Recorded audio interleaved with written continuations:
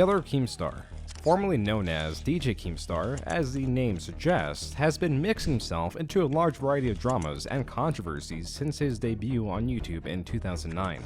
While he truly requires no introduction, we'll give him one anyway.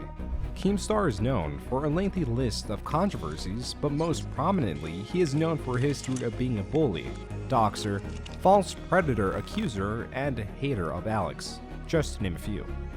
The list of these labels is so long that it has prompted exposé after exposé on Keemstar. Any single one of these may have caused an inexperienced creator to leave the internet. But Keemstar, throughout it all, has persisted. Not purely fueled by money, but kept going through a combination of passion and spite, which is a very dangerous combination, and it is why so many creators have both a hatred of Keemstar and his actions, but also a respect and understanding of them. So in a strange way, Keemstar's toxicity is what keeps him afloat for many reasons, but not now that his view counts are falling. Though that is just a surface level observation, as there are many more moving parts to the machine that is Keemstar. Something that can't be fully covered within a few minutes time, which is why we'll go through the many rises and falls of Keemstar.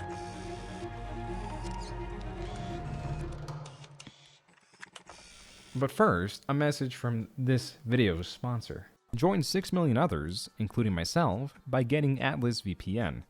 Upon purchasing, I personally found it nice that you can get protection on unlimited devices, so not just your PC, but also your phone. And when I say protection, I do mean protection, as Atlas both stops ads and malware and notifies you when someone is trying to steal your data. But for other uses besides protection, Atlas VPN is great for finding deals that you may be region locked to, as it offers a variety of servers across the globe. And whenever I downloaded it, I found it really easy to use. I had it downloaded and working in like less than 5 minutes, and while I was messing around with the servers, I hopped on a Polish server and went to Netflix, and was able to view previously region locked content not available in the US, like Rick and Morty, at an insanely fast connection speed, as it offers the best and most affordable deal for just $1.39 per month with 30-day money-back guarantee. Add over, back to the video. To get a better understanding of who Keemstar was, and who he frankly still is, we'll need to understand who he was before YouTube and his job working collections at an attorney's office. To start, and to oversimplify it, someone working legal collections is typically working over the phone, contacting those who owe money and haven't been making payments. At this job, you at times listen to other stories on how they accumulated their debt, and whether these stories come across as idiotic or heart-wrenching matters not. The bottom line is, you need these people to pay the money that they owe, so it's not an easy job for most people. Which is why, at least the large companies of 250 plus employees have large annual turnover rates of 75 to 100%. But we are working with the assumption that Keemstar worked in a smaller office where the stress of such a job was more manageable. Regardless, this is a job that he started in his early 20s and retained for around 8 years. This was a job that Keemstar should have never really gotten at all because it required a college degree. But he lied during his interview and said he went to college, so he got it anyway. It was later found out that he lied, but he was so good at his job that they decided to keep him on anyway. But not only was Keemstar good at a job where he claimed you had to leave your heart at the door, he was the best at it, stating that he was the #1 agent in his office. Typically, these jobs are commission-based and pay in relation to performance, so he was most likely making a large sum of money. This, mixed in with his side job of DJing on weekends, meant that he was earning a healthy living for himself. Enough to support a family, as around 2008, he got the news that he was having a baby. Though it was ultimately celebration that spurred a chain of events that brought him to YouTube, it wasn't the celebration of the newfound parental status. It was instead the celebration of a $2,000 bonus check he received from his job. This check influenced Keemstar to take some friends out drinking, and when he returned home, he hopped on his Xbox 360 to play a match of Halo 3. As Keemstar did for enjoyment, he flung various insults at the other players in the lobby that was further drawn out into the match. A typical night in the life of Keemstar, almost as regular as any other night. Well, that's the way it seemed at first. The following day, Keemstar began receiving messages through Xbox Live. Do you honestly think you're fucking funny? His confusion on the matter only grew when the amount of these random messages grew in size. Curious, Keemstar decided to investigate the source of these messages, and about a week since that initial match, he found that someone in his lobby recorded the match and Keemstar's smack talk along with it. I feel like I'm a fucking gorilla with a fucking baseball bat fighting a retard with a spoon. This is fucking boring as hell. I'd rather fucking teabag a bear trap. Oh my god. With the video garnering over 20,000 views, it sent Keemstar into somewhat of a panic. Enough so that he contacted this YouTuber known as Duranker to ask him to take the video down because Keemstar was fearful of losing his job over what he said online. Which provides us an interesting look into the commonalities and differences to YouTube then and now. In current YouTube, many content creators are better at presenting the best aspects of themselves online while also being careful not to expose their less favorable traits. This is common human nature, as people typically want their best selves to be represented no matter the situation. But it is intensified on YouTube. Keemstar back then was no exception in wanting the video taken down. But here's where it gets interesting. Keemstar had no knowledge that people were creating these types of YouTube videos, nor did he ever have an interest in becoming one of them. To add to this, because he was recorded without his knowledge, Keemstar was immediately a more toxic but genuine form of himself. He did not have an opportunity to expose himself to the internet as he wanted, but was thrust upon it in a more natural way.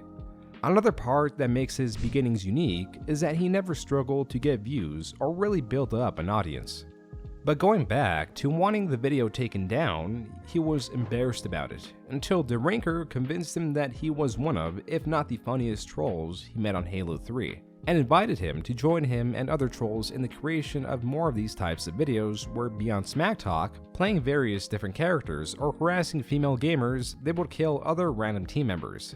Basically doing whatever they could to get a reaction out of someone in the game and troll them. The group that Keemstar took part in was known as FAG, which stands for Federation of Asshole Gamers, who mainly posted on another channel known as Halo Funtage. Though this started as a hobby of sorts, it immediately grasped Keemstar's interests, or rather DJ Keemstar as he was known at the time. Because as Keemstar later stated, due to his childhood where he grew up on a dairy farm, there was always a part of him that wanted to avoid a life full of manual labor, and had dreams of becoming an entertainer, but mostly had a primary goal of avoiding that farm life, which brought him to the attorney's office. And now with this newfound opportunity, he could fulfill both aspects of his childhood dream, especially considering that Machinima, a YouTube network that partnered creators, offered him a spot as a director. To expand on this, 2009 YouTube and YouTubers had little to no expectation of making money, and their video creation hobbies were mostly fueled by passion. But when networks like Machinima started making their way through YouTube, they gained extra power by seeking out talent and contracting them by allowing ads to be placed on their content for a cut of the revenue. So creators can go from making nothing to just a little bit of money, as long as networks like Machinima took a cut when it was posted to the Machinima channel.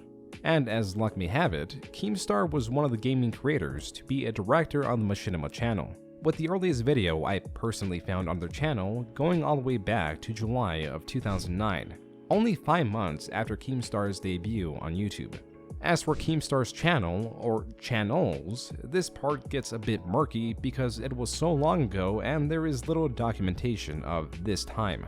While DJ Keemstar seems to have been his main channel, established on March 12, 2008, there were many other channels that may not have been his own, like Keemstar Nation, ex-DJ Keemstar, and DJ Keemstar for the win. Though there may have been other undiscovered channels, these seem to be the most prominent ones, with ex-DJ Keemstar seemingly even having a Red Bull sponsor. Though Keemstar and his group received widespread support, there was always those that doubted the legitimacy of their videos and were accused of scripting their content. To counter this, still in 2009, Keemstar and friends began streaming first on JustDestiny, which is now known as Twitch. A little fun fact is, according to Keemstar, on his very first livestream, he got 300 concurrent viewers. But still, he further experimented and went to Ustream. Then finally he stayed on Blog TV and created an account on December 27, 2009. Where only 4 days after joining, his page was the 5th most subscribed for that week. And in 6 months' time, he was the most subscribed person on Blog TV, surpassing other content creators like Phil DeFranco and Shay Carl, because Keemstar, ever since his inception, was always very interactive and made his name well known through the dramas he caused and or joined in. Whether the outcome was negative or positive, usually the former, the person he interacted with would usually talk about Keemstar on their own platform, which would drive curious viewers to pop in on Keemstar's livestream and further boost his views. This drama and Keem's unrelenting energy meant that he was getting on average 3,000 concurrent viewers per livestream. But this popularity is an exchange, or rather only one side of the coin. His dedication to gaming entertainment and the money it brought in allowed him to quit his $70,000 a year job at the attorney's office. But then again, it meant that Keemstar was now fully reliant on whatever it was he was doing online to support his family. But toxicity breeds toxicity, and with the numbers of enemies stacking, he ran into many roadblocks that may have deterred or even ended other content creators' careers.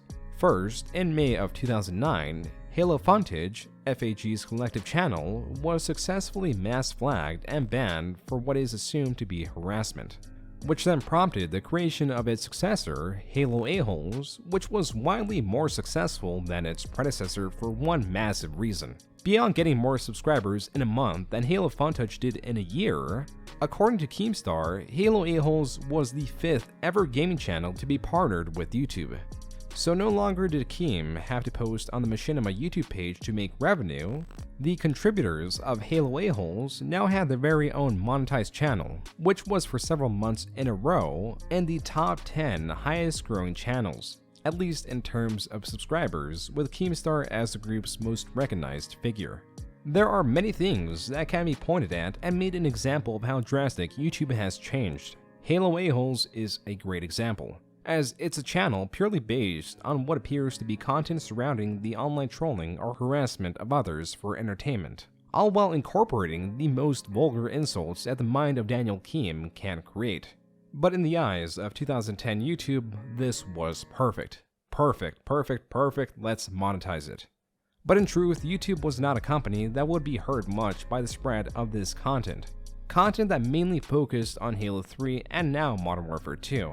While Modern Warfare 2 could be played on PlayStation or Xbox, Halo was solely a Microsoft IP, and with Microsoft wanting to ship its online multiplayer experience as friendly and expand further into the growing consumer base that sought online gaming, it had to reshape and crack down on the negative, toxic reputation that online gaming was getting. And what a better way to staunch the flow of hate than to go after the biggest figures perpetuating it, like DJ Keemstar. As fans were quick to notice, he was banned from Xbox Live. I'm literally being harassed. I'm recording all this. I'm going to fucking work. I'm not a little fucking kid. I'm an adult. I'm an adult that knows a lot of fucking people. And I'm fucking suing, and I'm making everything public. Everything public. Everyone's gonna know step by step what has been happening to me. You know what I think it is? I think they're mad. I think the enforcement team's a little mad because I stuck up for myself, because they have a system in place that allowed my account to get shut down. I kept getting my accounts locked. So they weren't fixing my problem. So I upload a video and tell people, look, if they're not going to fix my problem, then make the problem worse until they do fix it. All right? What are you guys, butthurt enforcement team? Because of your policies? I'm the fucking victim here. While the logical response for someone in Keemstar's field to be able to continue to do what he was doing would be to make another account and continue trolling, it wasn't that simple. As whenever you are banned from Xbox Live, not only does it strike your gamertag, but also your entire Xbox. So to get back into trolling, Keemstar would need to purchase an entirely new Xbox, which is what he did. And that one got banned, so he bought another and another as they kept on getting banned. But Keemstar did not hold on to these consoles. He returned them, stating that they didn't work, which to some extent was the truth. And to avoid suspicion amongst the retailers he was returning these consoles to, he alternated stores to continue essentially borrowing Xboxes from them.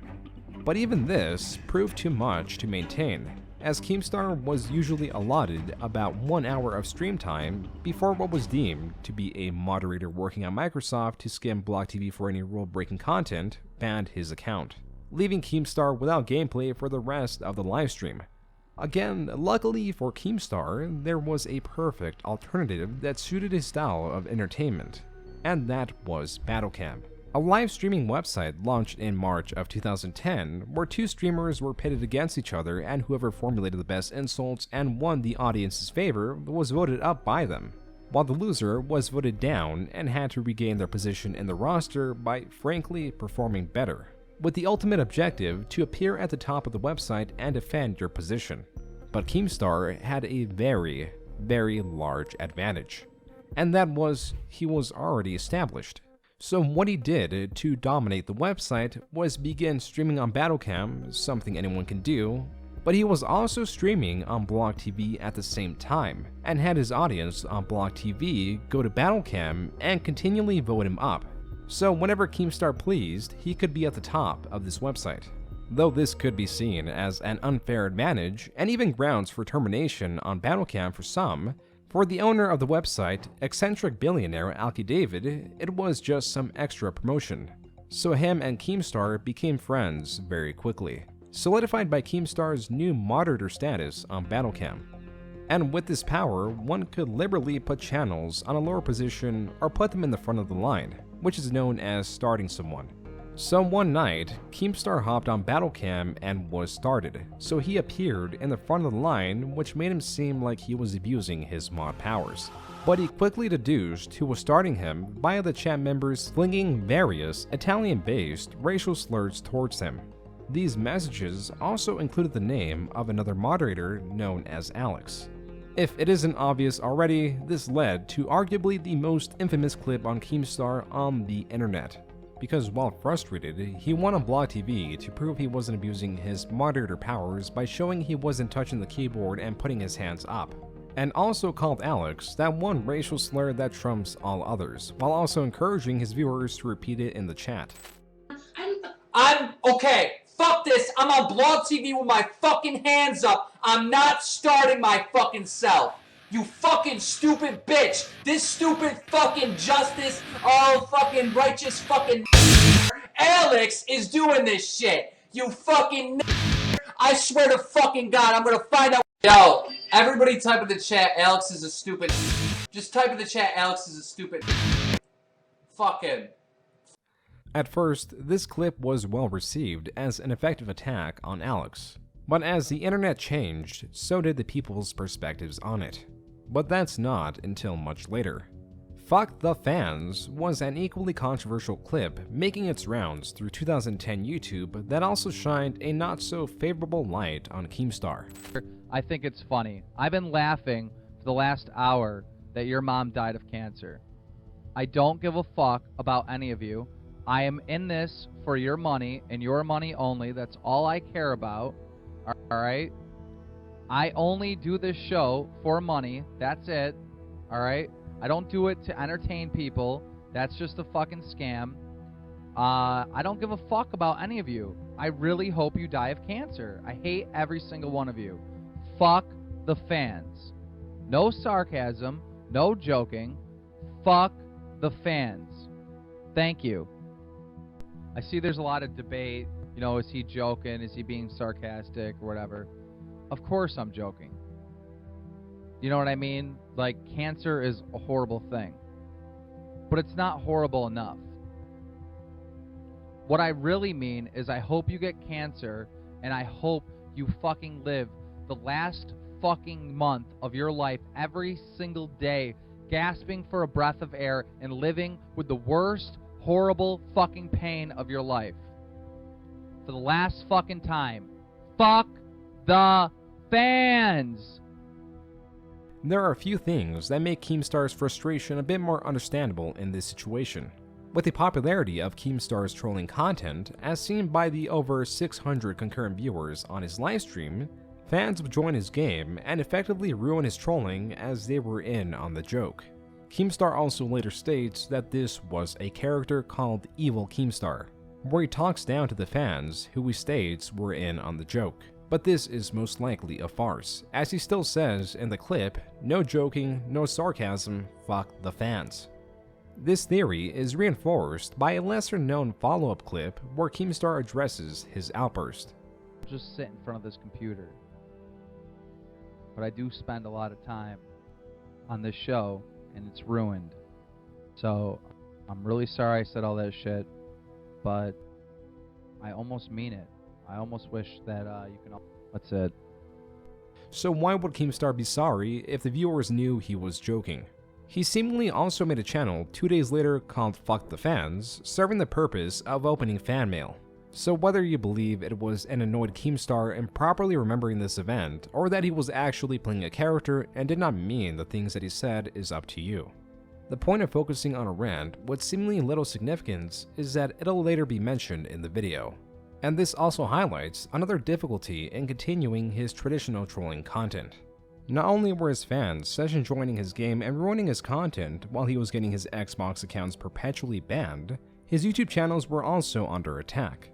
It was time for a change. If he wanted to continue to succeed, he needed something else. Something bigger. And that opportunity came with the pre-release of a small indie game known as Minecraft.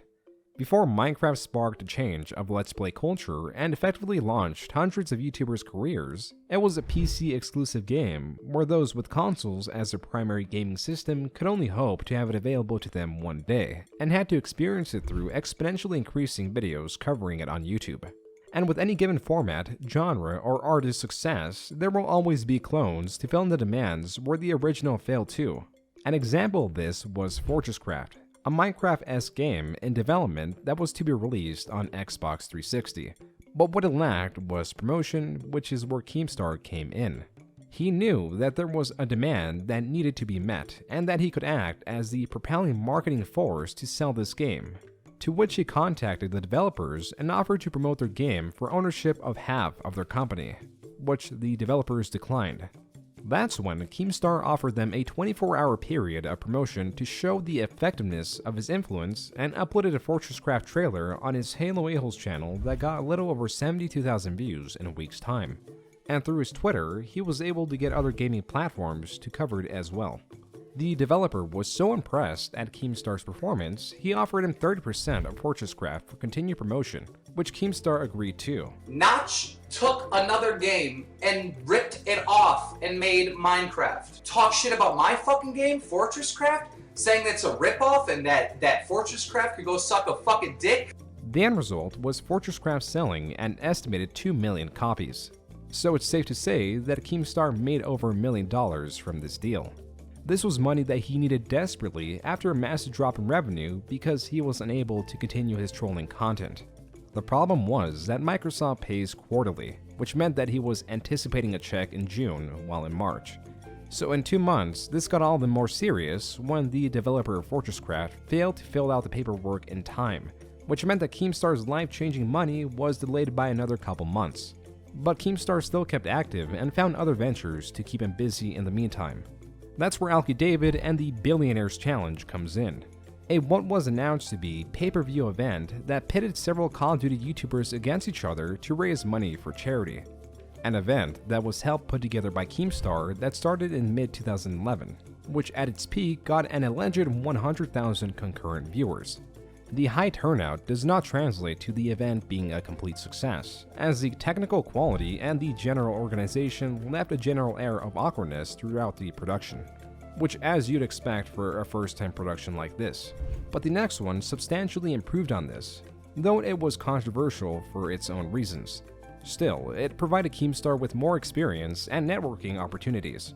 Though he did make more friends, he did not make the money which he desperately needed, as he was now struggling financially to the point where he and his family were being threatened with an eviction from their apartment. It was so bad that he was in talks with his previous job at the attorney's office to come back. But that's when another opportunity was presented at him at just the right moment. An owner of a YouTube network contacted Keem and offered him a deal similar to the one he made with the developers of Fortresscraft. And that was, you promote our network and we'll give you 50% of the revenue. They would even call it the Keemstar network. On the surface, it sounds like a great deal, But when you get into the terms of how they wanted it promoted, it gets a bit suspicious. This network offered to partner anyone and showcase their videos on their channel so long as they got a $50 deposit as insurance to deter any trolls, or so they say. But Keemstar, needing the money and riding on the high of his success with Fortresscraft, gladly accepted and began promoting this network and immediately got around 50 people to enlist. But also, just as fast, got an email from GameStation that sent Keemstar into a panic. GameStation, later known as Maker, is the network that partnered his main channel, Halo A-Holes. But that was no longer the case, as they stated that Keem, taking these deposits, broke YouTube's terms of service, and Keem's channel was no longer partnered. To attempt to fix the situation, Keem immediately deleted the video, but by then it was too late. It didn't take long for Keem's channel to be banned, and for his reputation to sink along with it. With little to no way to make amends for a variety of reasons, finally hit a Keemstar when he found out that the guy he was in talks with about the Keemstar network actually purchased the hacked multi-channel network through illegal means. If it wasn't before, it was now more than ever apparent that it was a complete scam that Keemstar fell for. To make matters worse, this person was also in charge of the PayPal Keem's viewers were throwing money into. So try as he might, Keem wouldn't be able to refund those who put money into the scam as he did not have the transaction history. And because Keem already soured his reputation as a troll, it made it harder to believe that he wasn't in on the scheme. So now, not only was he still struggling financially, he lost one of his few sources of revenue. Beyond that, he lost a channel that he was working on building for over a year now, and all he could do at this point was wait for the Fortresscraft money to come in, sustaining himself through money he recently borrowed from his parents. But shortly after this loss, he gained a lot. The Fortresscraft money had finally come in. So seemingly overnight, Keem went from pinching pennies and nearly getting evicted to becoming a millionaire. This spurred a spree of new purchases like a new house and a new car that he paid for in cash, and began finding ways to invest his money. But even then, with all these new toys and more money that he knew what to do with, there was still a lingering feeling of defeat and the loss that came from it. Not necessarily in the sense of losing, but more so as he was unaware what to do with his life. So as Keemstar does, he found purpose and began planning a new endeavor. One that required a sort of partner to help him with the workload, and the most important part, the entertainment. He never found him, but he did find Only Use Me Blade, a Call of Duty commentary channel with around 500,000 subscribers at the time, who was quite influential in his own right. Keem had a personal interest in him because while he was from the gaming community like Keem, his commentaries, through Keem's eyes, had thought-provoking topics outside of talking about his day or the gameplay on screen as you'd expect from a typical Call of Duty commentator. This project was a podcast, so thrown into the mix of shaping this podcast was Keem's recent addiction to Painkiller Already, a popular gaming podcast that, while it is gaming-themed, discussed a variety of topics. This gave us a bit of insight into how he envisioned his podcast and, in a sense, the future of his presence online. And after much pestering, Keemstar convinced Blade to co-host a new podcast with him. While Keemstar did all the editing and channel management, their split of the earnings was still 50-50, as that is what it took to get Blade on board.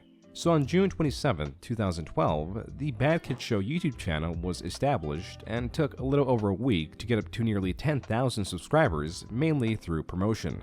As though Keem's previous main channel, Halo A-Holes, was banned for promoting a scam, he still had many other channels to advertise with. And just like PKA, Painkiller Already, the Badkidcast Show was a success. And to go back on PKA's influence on the show and Keemstar, what Keem seemed to be inching to more and more was entertainment based largely around personality, more so than the content, and also a way to create a fluid audience. One that would not just follow Keemstar for his trolling content or his combativeness on Battlecam, but rather to follow him as a person. This is what the Badkidcast Show was. It was not only focused on gaming, but also to get a different, not always aggressive side of Keemstar's personality out there. And with Blade being a relaxed character, in contrast to Keem's aggression, but similar in his interests, made Blade a great host for the podcast. But Keem still wanted more out of it, and he finally found out what that something more was when he flew out Blade and fellow YouTube and high school friend, Scott Ken Martin, as a cameraman to record the most memorable of Keemstar's songs, Dollar in the Woods, that include popular lines such as, Walk in the woods. Found a dollar, found a dollar, walked in the woods. Found a dollar, found a dollar in the woods. While they were all centralized at one location, Keemstar with season tickets to the Bills game took the opportunity to film a podcast while tailgating. While this episode performed just as well as any other, Blade and Keemstar saw more to it. This episode to them was potential. That's when Blade pitched the idea to continue this in-person format to improve the quality and develop an online reality TV show feeling to it. Yesterday, when we went to Six Flags and we went around, went on different rides, maybe interviewed some people that want to be interviewed, and just posted up whenever we felt the need to post up, and just talk or do whatever. I think that would be amazing if we could do that every episode. Here's the thing. All right, I've been dumping a lot of money in this project. Yeah, and Keemstar, honestly, Keemstar has been dumping money into this, everything that's having to do with. But the reason why I dump money in it is because I believe in it. Here's the thing: we need to somehow make this profitable. Yeah. Wait, I shouldn't even say profitable. I just want to cover the cost. Sustainable. I'm set for life with the things I'm doing. With Keem gladly accepting, and during PAX West in Seattle, which was conveniently where Blade was located, they packed up Blade's belongings and drove from Seattle to Keem's home city of Buffalo. There, they began producing more podcast episodes.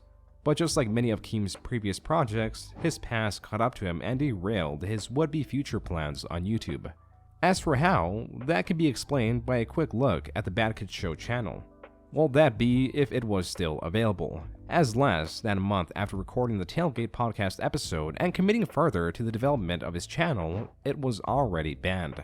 As per YouTube's rules that you're not allowed to ban evade or circumvent a ban by creating an alternate channel. But Keemstar, already having several other channels banned, did what he's always done, and that was ban evade some more, this time creating the Badkidcast Show podcast channel, not to be confused with the now banned Badkidcast Show. Though this channel still hosted old and new podcast episodes, it branched out a bit in a form of live streams that were truly only brought on through Keemstar's new hobby, #Drama Alert, where he discussed the various dramas happening mostly in the Call of Duty community. Initially, this was mostly done as a joke, but that changed when Keemstar started shoutcasting some concerning tweets that the then famous, but now infamous, content creator Wings of Redemption was putting out. And while doing so, Wings and many others requested to join the call and did so, bringing the drama from Twitter to a livestream format that was left up as a video for the fans of the Badkidcast podcast to view. Twitter level yellow. So, if you guys follow me on Twitter, you know that I'm always on top of all the drama that goes on between commentators and all that. And I do this series on Twitter called Drama Alerts, brought to you by DJ Keemstar. This is where it gets good. He says, I've got a load of guns, El Pressador, and if I decide to kill myself, I'm taking you with me. You see that? I'm reading this to make sure. Could that be, is that really what he said? Could that be No, that's the exact same one that's the real one. That's the real one, because that's when El Pressador tweeted it. It's the same exact picture. Wings, you can't say that. You can't even, think that out loud. You can't even, say that shit by yourself in the bathroom. That's just insane. Absolutely insane. Winks wants in. Wings is saying that he wants. If you're just tuning in, we have Wings of Redemption. We have Woody here. We have Only Use Me Blade, DJ Keemstar, Scott K. Martin. On the phone on Skype, we have White Boy 7th Street and Duranker. And we're just basically speaking about some big drama that's been going on Twitter tonight. Now, El Pressador is saying to Wings that he's turning you in to the FBI, Wings, for a threat on his family. What are your thoughts on that? My thoughts are what Woody's doing is laughing. However, what Keemstar did not anticipate was the high rates of traffic towards this drama-laden video, which we can estimate by the number of likes past well over 100,000 views within a few days of it being streamed. Wasting no time, Keem and Blade did another similar stream the following day, going under the same format of #Drama Alert. These activities were also inspired by the 2012 American TV series Newsroom, where a news anchor breaks his unopinionated mold and inserts his rationality into the stories being shown, which was how Keemstar was formatting his Drama Alert tweets on Twitter. But now, with his discovery of this new successful format, he decided it was time to dedicate a channel to it. And luckily, he still had a few to spare, so he settled on XDJ Keemstar, a channel created back in 2009 to host the very first, sub 5-minute Drama Alert episode. But this channel was shared with his typical giveaways to boost channel growth and video game related content. It wasn't until about 2 months later that he fully dedicated this channel to this new content style and even changed the name to #DramaAlertNation. With this, he unofficially dedicated himself to daily uploads that got on average 15,000 views. That's not bad, considering he was still restricting himself to covering drama exclusively in the gaming community. Also, while these uploads were short and fast, they competed with his podcast. And while this channel's attention was fully directed towards Drama Alert videos, the history of it muddied the waters and didn't completely set a straight tone for what content one would expect from this channel. Sure, it was recently changed to these new Drama Alert gaming videos, but previously it had many opinionated videos covering a variety of topics, and without a strong, prominent content style, it can be difficult to accumulate viewers on any given channel. Which, beyond getting his channels repeatedly banned, is the reason he had so many of them.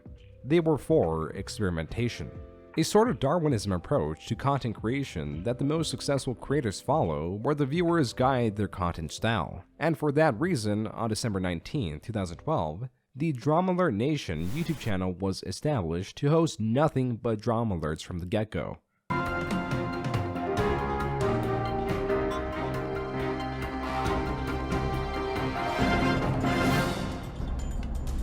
What's up, Drama Alert Nation? I'm your host, DJ Keemstar. Let's get right into the news. Today's story is about Green Goblin. Immediately, this channel's videos started outperforming any other content style that Keem has ever produced.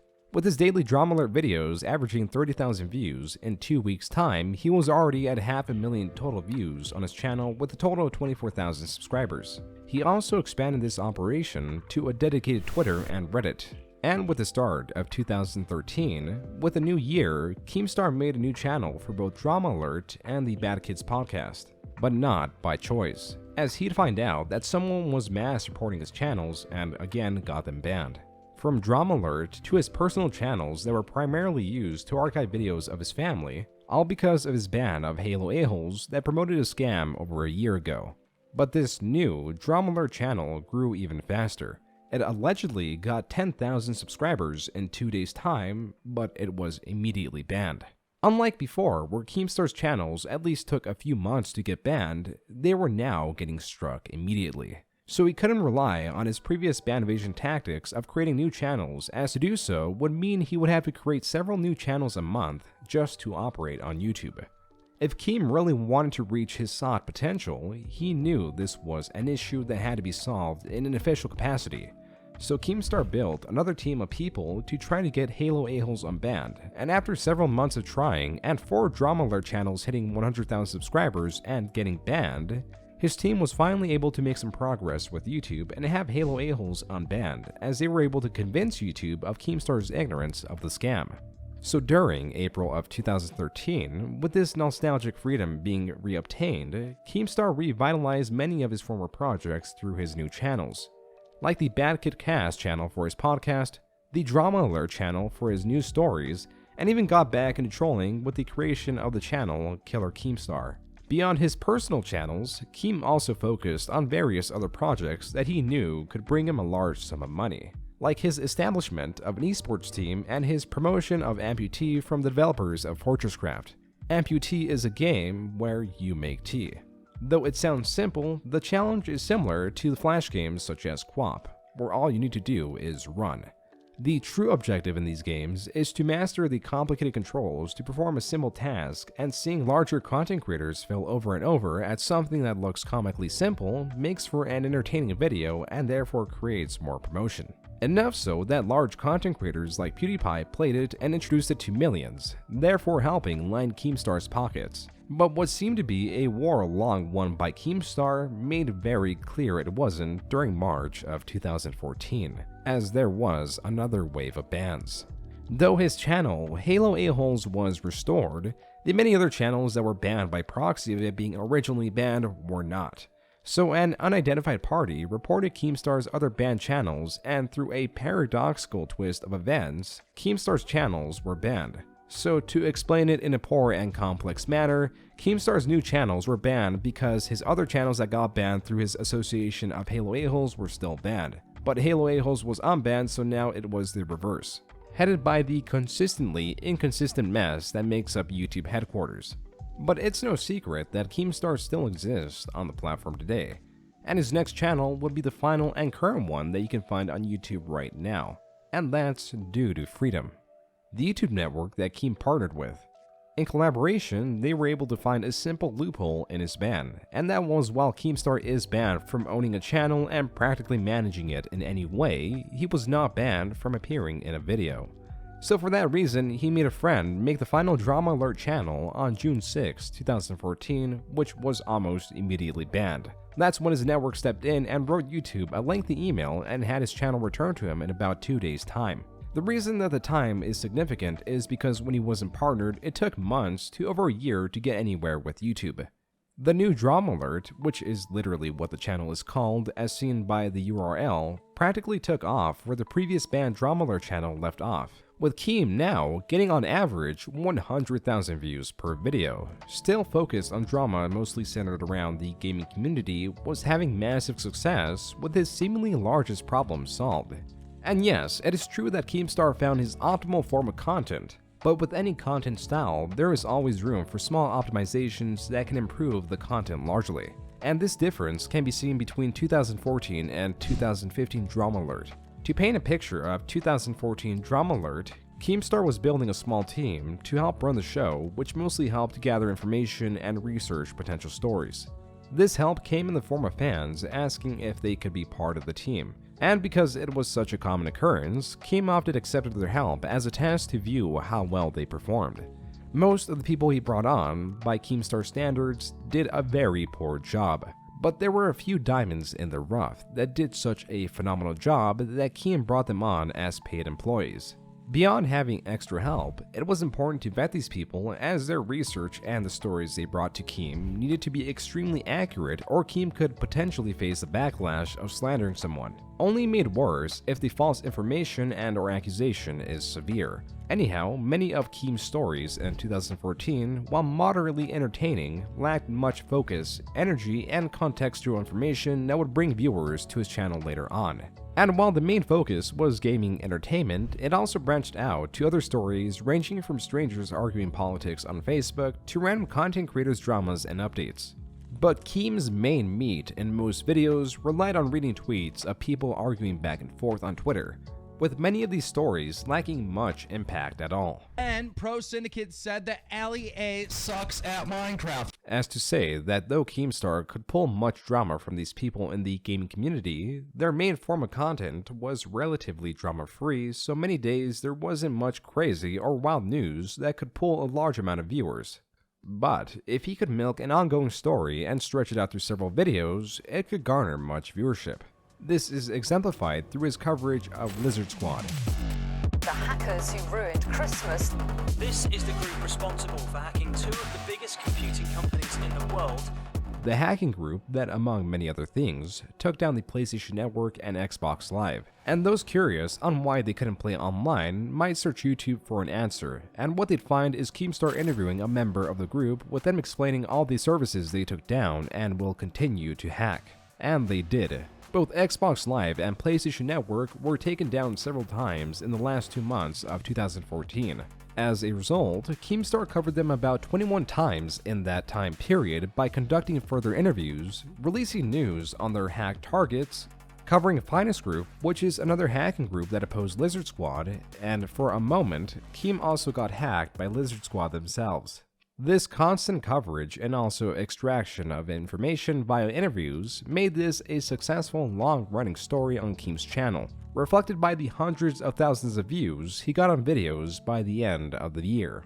This helps mark our transition to 2015, both with a new year and a refocusing in content style. As the year progressed, Keemstar focused less and less intensely on the Call of Duty community, most likely due to the fact that when he did, the videos usually did not get as much traction as a video focusing on intense content creator drama. This is shown clearly by the 3 videos uploaded back-to-back covering Call of Duty Champs, which was a $1 million prize championship held back in 2015. These are some, if not the least viewed videos for that year. Also, they were uploaded at the tail end of March, which, interestingly enough, his possibly most viewed videos for 2015 were uploaded less than a month later. These would undoubtedly change Drama Alert forever as they uncovered a very dramatic and hot topic. But they also brought much negative attention towards Keemstar for reporting it in what some might consider a highly deceptive and dishonest matter. But before we get into that, we must cover what these videos even are and the origin of them.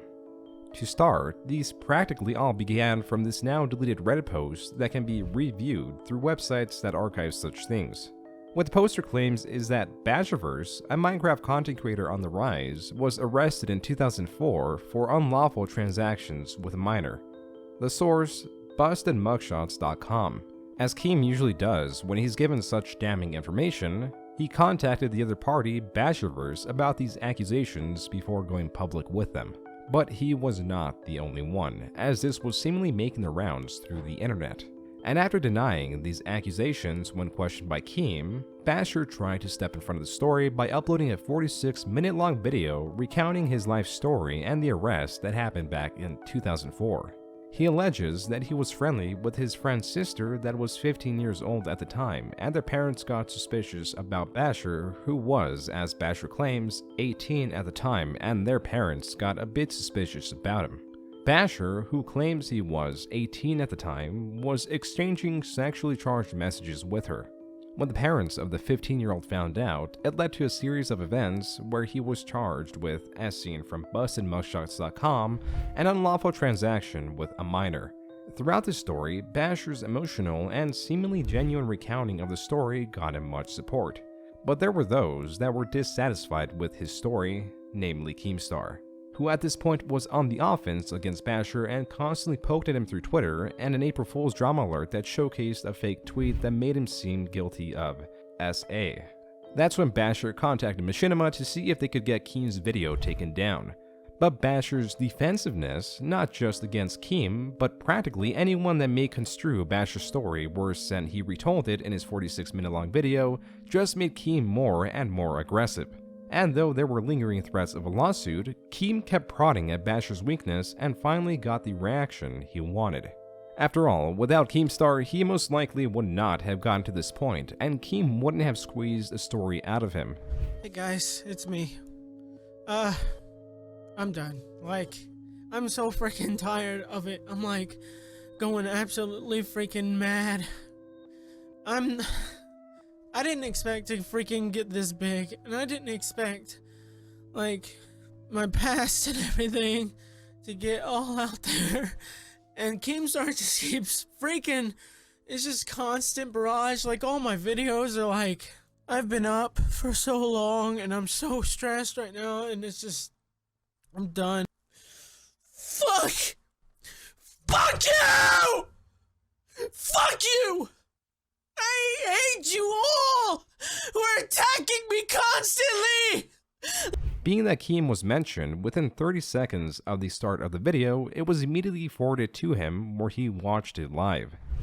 I didn't expect to freaking get this big, and I didn't expect, my past and everything to get all out there. And Keemstar just keeps freaking, it's just constant barrage. All my videos are I've been up for so long, and I'm so stressed right now. And oh God, he's coming for me, dude. I'm done. I can't do Holy it shit. Say that I pushed him too far, but I didn't. I didn't. He's just, this is more playing the victim. This is more manipulation. That's all I see is manipulation.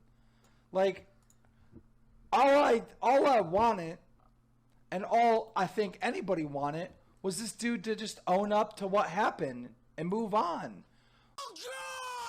Ah! Dude, I'm scared. I'm fucking scared. Dude, get the fuck away, dude. What the fuck, dude? I'm fucking scared, bro. What the fuck? Jesus Christ, I feel like he's fucking coming for me, bro. I'm fucking scared, dude. Like, I feel like this dude's gonna try to... Citing that he is fearful for his life, but it's difficult to differentiate that from an excitement, as he just became a major player in a drama that was about to trend through the online community. So on the same day, Keem made a response to Bashur's video, a video that Bashur privated almost immediately. He's never going to be the victim. He's always going to be the bad guy. And the fact that he can just manipulate so many people so easy, it scares the living shit out of me. It scares the living shit out of me. It scares me that other YouTubers are afraid to voice their opinion on this subject. It scares me that this guy is that good at manipulating people. It scares me. To summarize Keem's 18-minute long video, it has him saying that Bashur kept playing the victim card, when in reality, people should be focusing on how that 15-year-old was the victim. And that throughout Bashur's life story, some ages don't make sense, as Bashur says he was 18 when this happened, but in reality, he was most likely 20 due to a news clipping that Bashur tweeted out. To add more, Bashur's current girlfriend, who was a fan of his, met him while he was in his late 20s and she was 17. So there are 4 key things Keem kept hammering in this video. The inconsistencies with age, which he labeled as Bashur being deceptive rather than accidentally inaccurate as most people are with dates, even Keemstar. Next is claiming that this video was done through a manipulative perspective and that he believes that the entire video should have been an apology rather than a short segment in it. Hence why Keem keeps saying that Bashur is playing the victim card. And beyond retaliating by wanting to take Keemstar's April Fool video down, Keemstar had many grievances with Bashur because Keem is a parent himself and could not imagine his daughter in such an undesirable situation. Overall, citing Bashur to be a massive manipulator and monster in the YouTube community that people should be cautious of. This video performed extremely well, but not as well as his next one that was also covering Bashur, citing that fans of both audiences were angry and that there was still no clear understanding of whether Bashur was lying about his past. Right now, I'm getting a lot of hate from Bashur fans, and Bashur is getting a lot of hate from people in the community over this situation, and we still don't know 100% the truth. And let me interview you. Let's put this thing to rest. Let's get the final chapter in this story done and over with. And let's turn all this hate and all this negativity into something incredibly positive. Just a simple yes or no. Do you want to help out these kids? Do you want to help raise $5,000 for this charity, Gamers Outreach? So Keemstar extended an interview invitation to Bashur for charity, with Keemstar saying that he wanted to put this all to rest. But it's apparent, at least through the many follow-up videos that performed insanely well, that Keemstar was going to latch onto this story so long as people kept returning to his channel for it. While we won't go in depth into all these, I will heavily recommend the Gamer from Mars video, The Bashurverse Conspiracy, full documentary that dissects this situation. What we will dive into is how and why this worked so well for Keemstar. First is that Keemstar is inherently a troll. That's how he got started on the platform, and that's basically been his personality ever since. Trolling is usually done to get a reaction out of someone through whatever means necessary. Whether that means throwing out various, unconfirmable rumors, or in this situation, interviewing other ex-fans of Bashur that were coming out on his alleged illicit messages, allowing Keem to continue to cover this ever-expanding story. If this were a collaboration, which in a way it was, Bashur was sitting at around 1.7 million subscribers, and Keemstar was sitting at around 300,000. So Keemstar must have known that every time Bashur complained about him or mentioned him in any capacity, it would bring more and more people to Keemstar's channel and even more in-depth coverage of Bashur's past. So Keem had much to gain by continuing this. So that's why, in more ways than one, this was a collaboration. A non-friendly one, until it was. When 10 days later, Keemstar managed to get an interview with Bashur, starting it off by Keem stating that he and the Drama Alert team verified that when Bashur committed that crime way back when, the ages were 18 and 15 and not the rumored 20 and 13. As for Bashur, he claims that he never talked to underage girls willingly, and if he did not know about their age. I can imagine. Basically, the Drama Alert team did more research into what happened with Bashur 11 years ago, and we can now confirm that the ages were 18 and 15, not 20 and 13. Don't go out of my way to talk to underage girls. I just don't do that. If I talk to an underage girl, I did not know their age. They lied about it, or it just didn't even get mentioned, and I'm flirting. Your friends disown you, and then your girlfriend, who you love, and you thought that she loved you. Oh, God, I love her, dude. Disowns you no idea. For her career. That made me feel sorry for you. That legitimately made me feel sorry for you. Man, I don't like this stuff that happened between you and these younger girls. And I think that... That's why I apologized. I don't either. I don't think you can ever do anything like this. Enough people know about this situation where you won't do anything like this, right? I think that the punishment of you being through the runner in this whole community is enough for what you did. And I don't think that you need to still be kicked while you're down. Many others refute these claims by stating that they stated their age when talking to him. So someone in this situation is lying. Which is why it's important to mention that Bashur also admits that he's a pathological liar, and many acquaintances, both now and several years back, have confirmed that Bashur is in fact a known liar. Out. Some of us earlier than others had figured out he was full of shit with being an engineer for NVIDIA and then working for Pixar. None of us knew about the pedophilia. But since this video is focusing on Keemstar, we'll readjust to him and the reason why this change in heart happened. Let's discuss the benefits. The harassment and rumors Keemstar spread around helped gain the attention of not just Bashur's audience, but also those tuning into Bashur's freakout video and the drama following it. Through this, Keemstar was getting much hate through Bashur's large following. It is, after all, easier to get someone's attention from stating something negative than something positive, as it's conflict and controversy that makes most stories compelling. But now that he changed stances, though not everyone was convinced, he gained the support of most of Bashur's extremely large following that once hated him. So through it all, he was able to make things work almost completely in his favor. Almost. And that's because of possibly his most viewed video of 2015.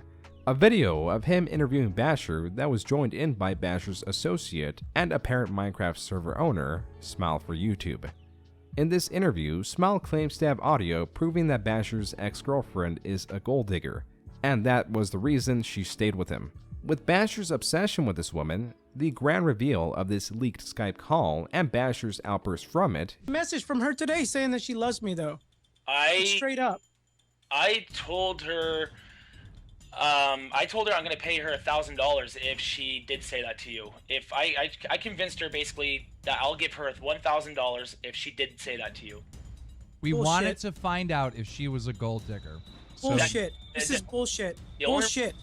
I had to do it, man. I had to prove it so the whole world can see what the real true colors are here. Smile for YouTube. Yes. Play the audio. Here it is. You have actual audio? Here it is. Hey. I know. Hey, what's up? Okay, not too much. Okay, he is going to... He's losing his fucking mind right now. He's bawling his fucking eyes out. He said that he will do it, but he needs to hear you say something to him. You have to talk to him nice or something like that, because he's bawling his eyes out. I'll give you $1,000. Bullshit your way through this. I'll give you $1,000 right now. Bullshit your way through this. I already tried calling him. He's not picking up. Okay. I left him a voice. Okay, if I... You used me! You got fucking caught! I don't care anymore. This is bullshit. I don't give a fuck. I don't fucking care. At least in the end, I got the fucker in the ass. Beyond it being an entertaining video, it helped move much of the hate from Bashur to his ex-girlfriend and gave Keemstar new levels of notoriety in the YouTube community. Bashur was on later episodes of Drama Alert, but it never rekindled the flame of this drama. On the topic of fire, it should be noted that Keemstar regularly takes risks and or plays with fire that usually works in his favor but also regularly gets burned. And this was one of those situations, as on the surface, this entire drama is already confusing enough. But when further looked into, it becomes quite a jumbled mess, with several parties working for their own gains and practically only Keemstar landing on top. Until now. And that's because Smile for YouTube, Bashur's associate, or the person that was in the call when the leaked Skype audio of his ex-girlfriend was exposed to him. because in 2016, a little less than a year after the video dropped, he leaked a Skype call between him, Bashur, and Keem that puts a new perspective on all this because Smile for YouTube didn't always go under that alias. In 2010, he was known as 101 SWAT 101, and he's exactly the kind of person you would expect with someone with that name to have. And unbeknownst to Keem, back in 2010, he allegedly also made trolling videos with him, and that's why he had FAG re-uploads on his channel. But of course, with 5 years passing and all the people that Keem has met, he didn't recognize him at all. But there was some suspicion that was successfully diverted by a lie on Smile's side, as he did not want his cover blown. Hey, are you a big time fan of mine? Because I searched you on YouTube and I saw like FAG re-uploaded videos. FAG uploaded videos? Re-uploaded videos, like my old trolling videos. Oh, I'm not sure, man. Well, fuck, years back I was watching your videos. Years back. Yeah, I searched Smile for YouTube on YouTube, and there's a channel, and it's got like re-uploaded videos of my old stuff. Oh no, that wouldn't be me. I'm Smile for YouTube Gaming. Oh, okay. Well, that's a weird coincidence. That is a weird coincidence. That is actually really fucking. But before we get into the meat of this call, there is also a website that docks Clara and several other content creators' residence posted by an anonymous source. A dox that Keemstar clearly knew about and spread it anyway. Don't worry. Are you going to report on the website? Well, I haven't really looked at the website. Like, I just. You're gonna like it. Oh, you're gonna like it. Oh, you're gonna like it. Especially if you scroll all the way down. It even shows her bedroom window and everything. Like, it's some creeper, man. Yeah, I don't know how the fuck they got this stuff, but it's creepy. It was definitely another YouTube partner out there that's doing this. I'm gonna tweet it out. I'm gonna say, "Oh my God, have you seen this?" Oh my God. Damn, Keemstar, dude, I hated you at first, but I'm starting to fucking love you. Now for the most important part of this call is that interview was all orchestrated, scripted, redone, and dramatized, because they all knew about this info beforehand, and it was all done to take Clara down and build Bashur up. Okay, this is the game plan. Alright, you get her in this private call, you record her saying this stuff, okay? Then, we come on and we do the interview, right? And I say something like, and you tell me the background, I'm saying, other than this text, do you have any proof? Like, do you have any real proof? I know she said this to you in a private Skype conversation, you know, Smile for YouTube. But, I mean, there's going to be a lot of people out there that say, you know, that you're full of shit. There's going to be a lot of people out there saying that, you know, maybe you and Bashur made a deal behind the scenes. Do you have any legitimate proof that she said this? I mean, these conversations can be forged. And then you interrupt me, and you're just like, yes, sir, I do. I got a video. I got an audio right now. Okay, give me the audio, and then we play it in the interview. Oh my God, it's over. Coming from Drama Alert. Okay, my fans are fucking to like. And I'll even react. I'll even react like I've never heard it. I said to him, literally, you could pay me $40 and I'll talk to him, but you'll have to pay me probably more than that. Literally asking him to pay her. While Keemstar later defended this by saying all the information in the interview was true and it was only the reaction that was faked, or rather redone, many still opposed it because of its deceptive nature, and that took away credibility from Keemstar and put into question his other videos. But there is another, more important level to this on the same note of deception: manipulation, something Keemstar initially accused Bashur of. And this is important because it expands more on Drama Alert and the power Keem holds, or the way he used to use it in 2015. At the start of this drama, Keem started off stalwart and attacked Bashur relentlessly, citing his parental status and that crimes like these should always be brought into question, and was doing a fair job of covering Bashur's alleged victims. But after he went on good terms with him, he stopped bringing the potential victims to light, as seen on Camkill Commentary's channel, who kept on covering it. So this exposes much about how Keemstar operated his channel. It's something people both love and hate him for, which is his loyalty to his allies, as a neutral news channel may bring all perspectives on a story. But Drama Alert was becoming a commentary news channel, no doubt directly supported by its rise in views, as this series of videos brought only the perspectives that reflected Keem's opinion on Bashur. When he was on bad terms, he only reported the victims, but when he was friendly with Bashur, he stated that the hatred online that Bashur was receiving was bad enough. Keemstar's words can bring down and or build up a creator depending on what terms he's on with them. As for Smile for YouTube, who leaked the Skype call, in most people's eyes, he is no hero, as besides trying to charge back $2,500 in donations to Keem, he helped spread Keem's docs and tweeted many suggested tweets that refer to swatting Keem, though he denies he ever swatted Keem. But Keemstar is also hardly a saint, as within this feud, he gave out Smile's Skype, Smile's number, Smile's address, and even Smile's wife's phone number.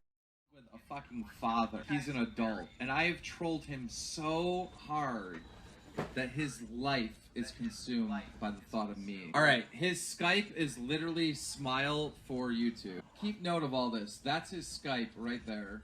Giving out my house address, giving out all of my information. Because this is his phone number. The guy's from Canada. This is his wife's phone number right here. We need this dude's address. We need to drop his address. He's gonna get fucking swatted so fast. People need to know where this dude lives. Now I'm gonna get swatted. Look at them all there. They're fucking everywhere. These cops are everywhere. Thank you. I wonder who fucking did. Reactions are typically mixed on this, as he was doxing a doxer, but one thing many people take issue with is involving his wife that had seemingly no involvement in the situation, which means he doxed an innocent party. But overall, at least compared to other controversies that Keem was involved in at this time, it went by relatively unknown.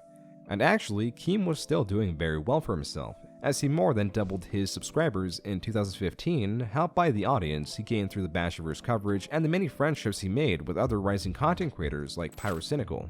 But more importantly, Leafy is here, a commentator known for his insults and feuds with the more bizarre denizens of YouTube. Leafy and Keemstar formed a very close friendship, where almost daily they would talk on Skype for hours and even met up in person where they took a ride in a helicopter.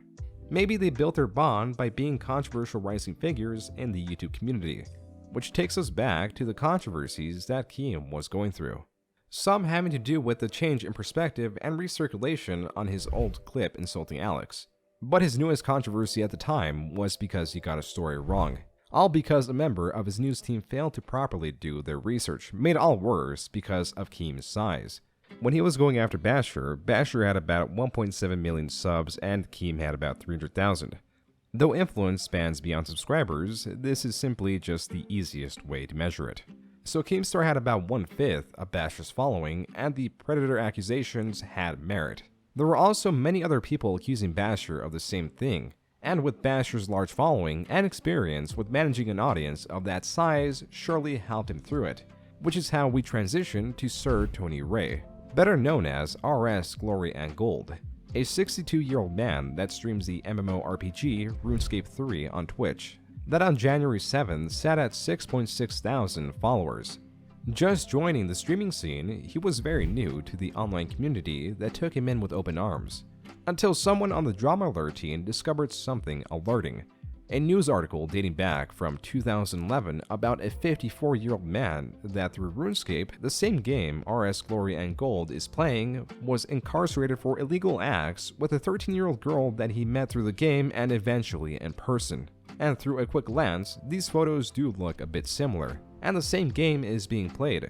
The problem comes with that the employee of Drama Alert that brought these to Keem only went off that information for such a serious claim. If he gave any effort beyond a surface level glance, this team member would have seen that John Phillips was still incarcerated, so it would be impossible for RS Glory and Gold to be streaming on Twitch unless he was streaming from jail. This fatal error wasn't caught until it was too late, as Keemstar, having confidence in his news team, set aside a about 35-second segment to report on this. Massachusetts man John Phillips had sex with teen he married in an online game of RuneScape. He recently got out of jail, and the first thing he did was stream RuneScape on Twitch. And if Keemstar's videos get around 100,000 views within hours of an upload, that means it exposed that dangerous lie to an audience around 16 times larger than Sir Tony Ray had. And the result is as you'd might expect. with many furious people misled with this information at the return of a predator visiting Sir Tony Ray's channel and harassing him.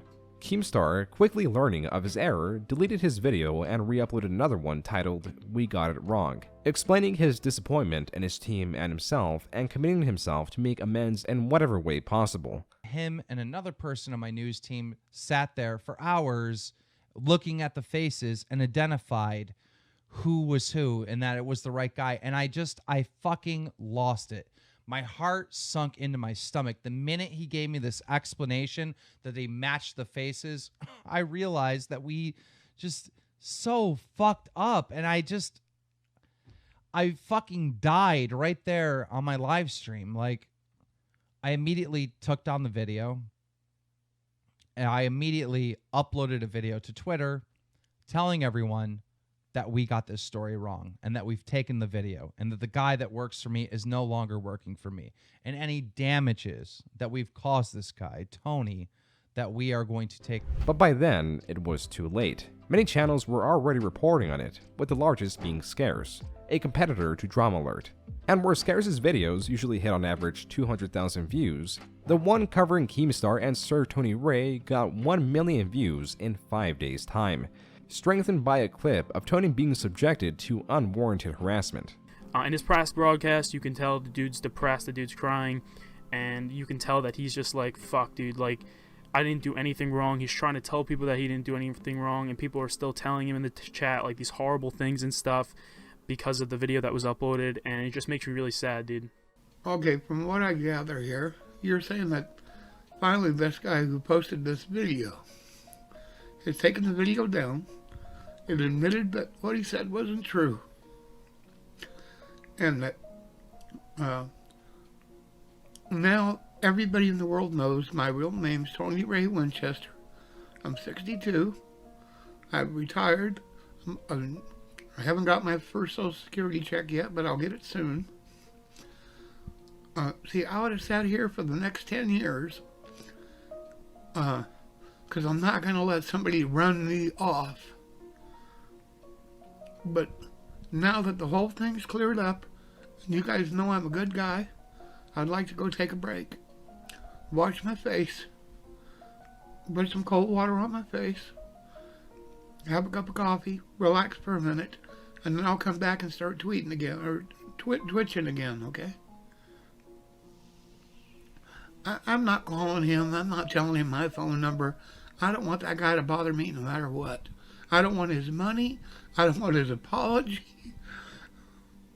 Because, you know, I know who and what I am.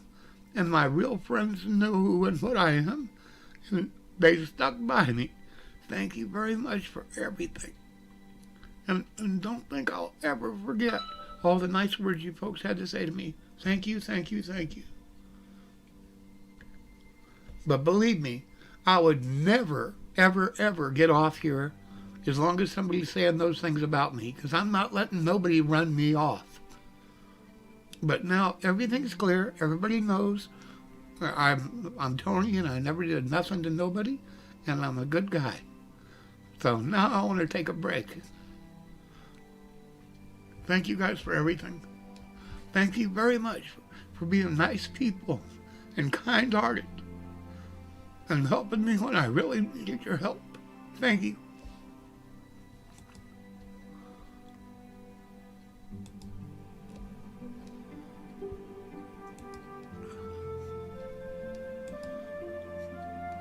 Hey, before I log out, happy birthday, Renee. Thanks for being a real friend. I appreciate it.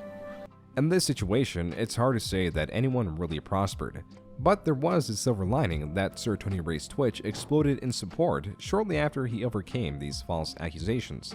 As for Drama Alert, this mess-up hardly hindered its growth, as it only lost subscribers for 1 day and continued its climb through the YouTube ranks like nothing ever happened. As for Keem, though he was doing what he could to fix the situation, like many of his past controversial events, this was thrown into a pile of controversial acts that as time would go on would mostly be forgotten.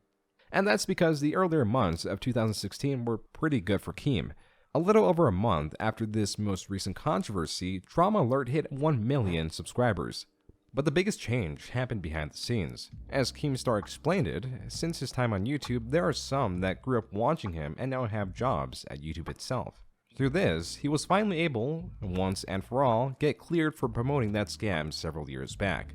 Meaning instead of relying on a loophole of not owning Drama Alert, but being allowed to appear on it, he was now granted ownership of the channel and is able to manage it without constraints. Not only that, YouTube was changing in a way that boosted Drama Alert faster than it ever has. As 2016 is remembered as a heavily drama-laden year, with the likes of Leafy is Here and H3H3 battling it out, there was much to cover, and it helped drive views as much as you'd expect to a channel called Drama Alert, with each of Keem's videos averaging on the lower end 500,000 views, and on the higher end well over 1 million.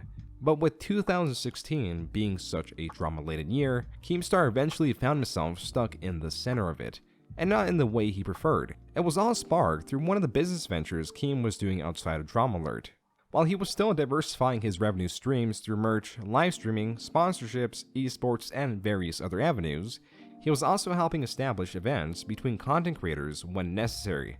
One of these events was meant to be a boxing match between iDubbbz, a rising content creator known for reviewing strange Kickstarters, and more recently his Content Cop series, where he called out what he and many others agreed to be lazy or scandalous content on YouTube. And that's where Jinx and iDubbbz's Content Cop on him came in, criticizing his reaction content.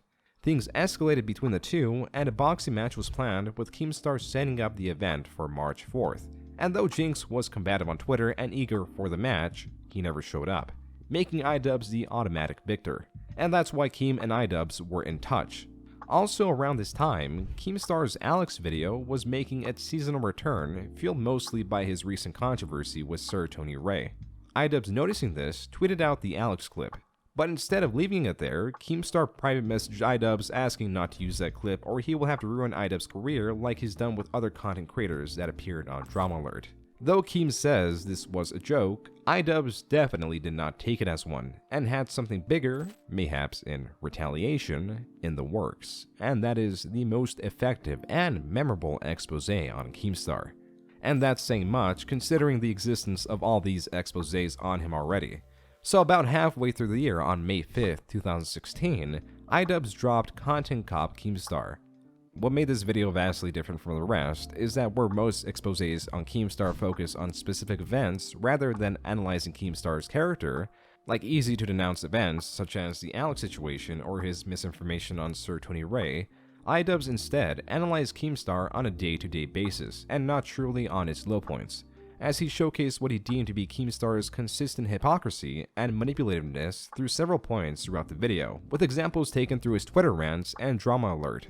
An example is how outwardly it may seem that Drama Alert is meant to be a non-biased news show, but in reality, the way Keemstar typically reports stories is based on the relationship with the other person. This, coupled with his constant instigation on Twitter to have creators appear on his show or continue to receive his mass spreading of rumors, painted Keemstar as an even more unfavorable person. There are a lot of reasons to call Keemstar a hypocrite. I'm going to focus on one reason, the reason that I find most compelling. My objective isn't go destroy their life on Drama Alert. I don't use my platform that way. You know how they've been contacting me saying that you've been dating some like 14-year-old French girl and shit? Just please swing at me. If you're gonna swing at me, dude. Let me know, because I got a fucking files on top of files to swing back at. I don't use my platform that way. I don't use my platform that way. I don't use my platform that way. Because I got a fucking files on top of files to swing back at. Well, that was extremely blatant. You said you don't use your platform that way, but then you threatened to use your platform that way. But iDubbbz, the Keemstar Twitter account and Drama Alert are two separate entities. I try to keep my show fair and balanced, but on Twitter, I'm gonna give my opinion. I heard you're a pedophile. 14-year-old French girl? Pedophile. I have the taste of pedophile come in my mouth. I'm on the hunt. Thinking about it logically. You want big YouTubers to come onto your program after you harass them on Twitter, so how are you going to get them to come on your program? Oh, I know. You suggest that if they don't come on your program, they're not innocent. The situation turns out where a big YouTuber comes on because he's innocent. Of course, that's just part one. We gotta think about the second part logically as well. If you are a small YouTuber, you're gonna get a big fucking sub boost from it. And guess what? I won't let you fucking forget it. I will hold that shit over your head. If you fucking blink in my direction, I'm gonna hold that shit over your head. Along with other examples of Keem's hypocrisy and explaining Keemstar's general aggression, iDubbbz also succeeded in making it entertaining in a way that while it did carry many serious points, it also served to mock Keemstar, because the first about 4 or so minutes of the video is him tracking down and wrestling a garden gnome. Though that insult wasn't started by iDubbbz, it was solidified by him, which is why enemies of Keem still refer to him as a garden gnome. As for the effect that this video had on Keemstar's channel, if we look at Social Blade for that time, we can see that it did absolutely nothing. In fact, Keemstar gained more subscribers than usual around this time. But as the video got more and more viewership, its influence started to take effect. The big difference this time, to the many other times the masses have gone against Keemstar, is that now his influential friends started turning on him. How it's usually remembered is that iDubbbz's content cop was the sole instigator in this situation, but the reality is there were already many exposés attacking Keemstar prior to iDubbbz's video. His video was just the straw that broke the camel's back. The next biggest exposé video on Keemstar came out a little over a month later by Pyrocynical, an ex-friend of Keem's. Keemstar also does this really cancerous thing where he'll accuse someone of something or make something up, and then when he's called out, he'll say that someone told him or people have been telling him, which basically gives him a line of defense for some bullshit that he just made up 5 minutes ago. Pyro is threatening me with all this shit on Skype because I showed his picture. Play that again. You know how they've been contacting me saying that you've been dating some 14-year-old French girl and shit? Dating some 14-year-old French girl and shit? 14-year-old French girl and shit? 14-year-old French girl and shit? Now, if any of you didn't notice that, he just deliberately lowered the age. Now, originally, this alleged girl was 15, and now Keemstar has lowered the age to 14, probably to make it sound even more impacting and incriminating. And guess what? Later on stream, he lowered the age again to say the girl was now 13, and on top of that, basically insinuating that I was a pedophile. Pyro was trying to hook up with a 13-year-old girl from France, alright? That he was technically like a pedo or a weirdo or something, right? So this man has lied about the age of this girl on 2 separate occasions, and knowing Keemstar, this girl will probably be an embryo by next week. Weirdly enough, this video is almost exactly the same length of iDubbbz's content cop. But as for the video itself, beyond the changing of mood towards Keemstar, this video seemed to have been instigated by Keem's constant rumor spreading on Pyrocynical, as seen in the video. Also, Keem tweeted out Pyro's face, which was mostly unknown at the time. Mostly unknown because a few months back, Pyro's face was revealed with consent on a video that got over 1 million views, something that Pyro failed to mention. As for what caused the falling out in their friendship, Keemstar, whenever he hears that someone said something bad about him to any degree, he will usually go on offense. And that's where things usually snowball. A small criticism towards Keem, if it's said behind his back, can turn into a feud that will last several years. The difference now is that Keemstar was being watched very closely, and he couldn't get away with attacking other creators as viciously as he could before. Also, with Pyro's video coming out, Keemstar was finally starting to bleed subscribers, and he was weakened enough for other, less effective Keemstar expose videos to be made, which is typical for any sort of cancellation. Or even those with the smallest interaction with the cancelled person will make their own video to rake in views and add more to the massive amount of noise already being made. But the extreme levels of videos being made against Keemstar became exhausting extremely fast, as it almost became a meme to post a Keemstar expose video, due to the fact that many of these ineffective videos recycled Keemstar's old but popular controversial clips. There were also some that covered lesser-known clips, like when Keemstar fought someone, or him shoving ice cream in what he claims to be a child actor's face. A skit done for the Badkidcast that Keem actually refused to upload because he later saw how bad it made him look, but Blade uploaded it anyway. As for what many saw as the most distasteful of these lesser-known clips, was Keemstar, during a beef with content creator Total Biscuit, said that he can't wait to report on his death. Can't wait to report your death! Though Keem said it in jest, these words stuck with many, as Total Biscuit several months ago announced that he was suffering from a terminal cancer. Back to the cancellation itself, one of, if not the worst part of this for Keem, was having his close friends betray him. the worst offender being Leafy, who admittedly distanced himself from Keemstar as a business decision. These past few months, he's honestly just gone fucking insane. Here's a perfect example. A certain YouTuber by the name of Colossal is Crazy made a tweet saying he's gonna make a video about Keemstar. And how does Keemstar respond to this? Get this. By threatening to release his personal info on where he fucking lives. You're obsessed with me. I have a portfolio of all your tweets mentioning me. When your video hits, expect a response. Dox 2. Even Bashur, the content creator with the troubled past that Keemstar later helped build up, jumped on the bandwagon of Keemstar hate, which crushed Keem even further. Gone to lawyers in Kentucky, and we've asked about taking this to court. They have absolutely no idea about the internet. Every time I've gone to a legal representative, they're absolutely blown away that people can make money off of YouTube. That's how out of the loop they are. Me and Clara need help, like so much freaking help right now. And we don't know what else to do or where to turn. Last time we tried to do this, somehow Keemstar found out and then threatened to spread more rumors about random girls to destroy me. If you wish to help us, please spread this video. I need someone in legal to see this and help us because we have no idea how to go about this or even where to start. We love every single one of you who have stuck by our sides this whole time and never left. So, seriously, thank you. Listen, Bashur, here's the problem. Is that you thought you were a fucking genius manipulator. But someone's better than you. Because I got you to talk about me and to let your audience know about my existence for months. And once they knew who I was, then I released this video. So many people know about this subject and my point of view of it than ever before. Because I got you to react to me. And I got you to play victim to me. And I got you to pander to your audience.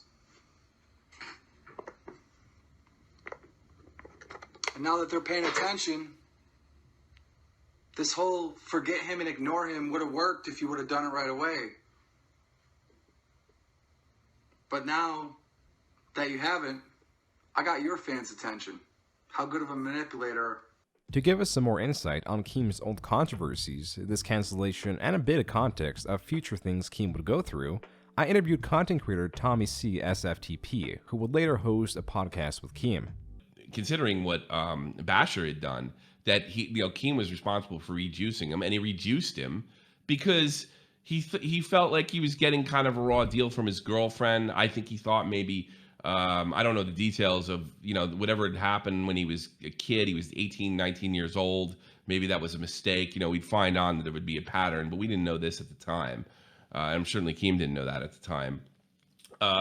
It was a give and take relationship. They both got a lot more famous. It's one of the greatest stories in Drama Alert history between him and Bashur. And I can say that he was personally hurt when Bashur had, like I said, during the leaf, he said, I need money because, Keem was the most hated person on the internet to go sue Keemstar. And it was probably a scam of some sort. He never did. And he disappeared off the internet until about 2019. Disappeared again and unfortunately passed away recently. There is no doubt that Keem would now be on edge and even more defensive when it comes to his inner circle after this betrayal. As to show the collaborative efforts against Keemstar, Leafy, Pyrocynical, Grade A Underray, Vex, and iDubbbz videos got views in the multi-millions. Keem did make efforts to fix his image by justifying and apologizing for his actions in a 51-minute video uploaded to Drama Alert in June of 2016. First, Keemstar addresses one of the biggest, earliest expose videos by a channel that goes by Chosen. That's right, encouraging suicide.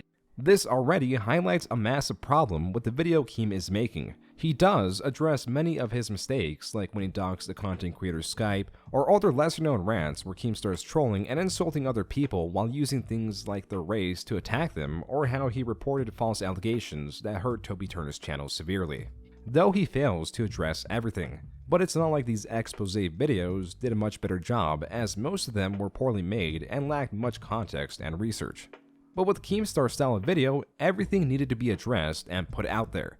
Like in the beginning of Chosen's video, there's a Twitter screenshot of Scare saying Keemstar DM'd him his parents' house address. And with there being much evidence of Keemstar doxing in the past, his intentions were most likely not good here.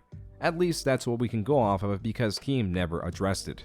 He does address the Alex situation, but more importantly, the clip of saying he hates his fans, which he says was a joke, but it's actually more probable that he doesn't remember the situation. So, I think what I noticed, right, at least, Keem confuses timelines a lot. So that became satirical. That initial clip was like what started it all. And what happened was because like Keem makes a bunch of like trolling videos. Then he started doing trolling online through live stream, and then like fans kept like joining in and being assholes and ruining like the whole trolling thing. So because he couldn't troll like fans because they were on it, right? Well, I showed that video to him in 2016, and I can attest, I swear, my kids. He said, I don't remember. I've made so much bullshit over the years. And this is what he said privately to me. I don't know when I said that. He's like, keep seeing it, but at the time, he couldn't remember. And then I had a fan approach me. He told me that he was on with Bashur, and they were fooling around. And that clip is really out of context. That's what I've been told. I've never seen the evidence for it. But when that clip was floating around during the grade A, under A, and Leafy situation, he told me, and it sounded legitimate, and it wasn't a private phone call, that he simply didn't remember saying that, and he doesn't even know what it was from. That's what he told me. This happens quite a bit with Keem, being that he's been on the internet for so long that his day-to-day activities can be difficult to remember because they're so packed full with dramatic events. So it's very believable that he genuinely believes he was joking when he later watched the video and is relying on others' information to fill in the blanks. But relying on others is a very dangerous thing to do online, or worse, when running an online news channel, like what happened with Sir Tony Ray or the accusations against Power Cynical. It should be mentioned that prior to releasing this video, after losing 200,000 subscribers and Scarce being promoted so much as Keemstar's competitor that he gained 1 million subscribers, it was enough, and for what seemed to be the first time, Keemstar left the internet. In the meantime, he had another content creator covering for him while he went on a retreat with close friends and drink. So when he returned a little over a week later, he released that video, and for the most part the hate was dying down, or it was at least reduced to what it was prior to his retreat. This event almost fully got Keemstar off the internet, but on the other end, there were still many things keeping him on.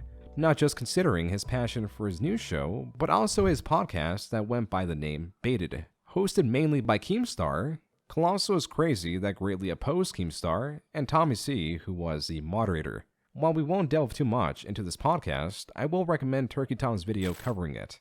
The main takeaways is that it helped Keemstar make amends with many content creators like Leafy is here that now had the shared experience of being the subject of a content cop. So a lot of hate jumped from Keemstar to Leafy. But refocusing to Keemstar and his post-cancellation, Keem claims that when he returned, he embraced the bias in his reporting. In the end, it is his channel, and it can be understandable that things that he hyperfixates on are also the things he wants to report on. And now that all his dirty laundry was meticulously picked at by the internet for a month, viewers and creators had a full grasp of Keem, which gave him a unique immunity and power, because he now had everything out there, meaning that any future controversy would be much less impactful as it'd be placed alongside his list of previous controversies. And because he had so many of them, as grievous as doxing, there was little that could be said that would tarnish his image more than it already was. Even viewers could appreciate that you can get a full grasp of Keemstar as opposed to the more clean-cut creators. And there is no doubt he brought more himself into Drama Alert. Regardless, YouTube was a dramatic mess all around in 2016. The viewers knew this, the content creators knew this, and it's been revealed that apparently YouTube knew about this too and were extremely worried about how it was negatively affecting the platform, and therefore the companies that advertised on it. I got this information through an interview with Pescator, a seemingly controversial figure within the community that was the head of the Drama Alert news team from mid-2017 to 2019. They had to call in a special little conference back then when it was Leafy and Keemstar were getting into it. That was real. They were almost excuse me, they were almost gonna delete their channels, or I think at least get rid of the YPP, the YouTube Partner Program. I think they were going to get rid of their AdSense, but they didn't at the time. Later on, they did it to Leafy, but Keem knew, he was smart enough to know, I've got to change. I've got to change with this platform. So he did, and that's just the way it goes. It could have been this that prompted Keemstar to release his mission statement, asking for a friendlier environment. But no matter what Keem did, he could not reach the viewership that he had in the earlier months of 2016, as his views were dropping drastically through the end of the year, with his competitor Scares outperforming him every month. Again, this is partly helped by him being boosted by other content creators as an alternative to Keemstar. By the start of 2017, though much of the drama around Keemstar had died down, it was very clear that his viewership was dying down along with it. So he had yet another problem in front of him.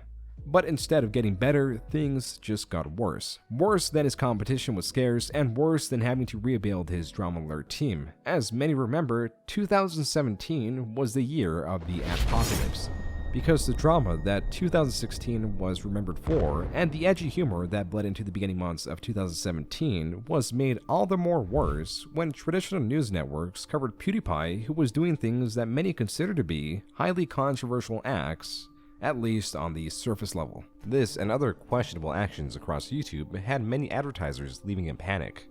The end result was content creators' videos getting demonetized en masse, as YouTube was experimenting with its new algorithm meant to promote and monetize family-friendly videos. And because they really needed to build the confidence of advertisers back up, they erred on the side of extreme caution. So many channels that lacked truly controversial content saw their paychecks being slashed. Keemstar himself saw only 10% of the revenue he would usually get.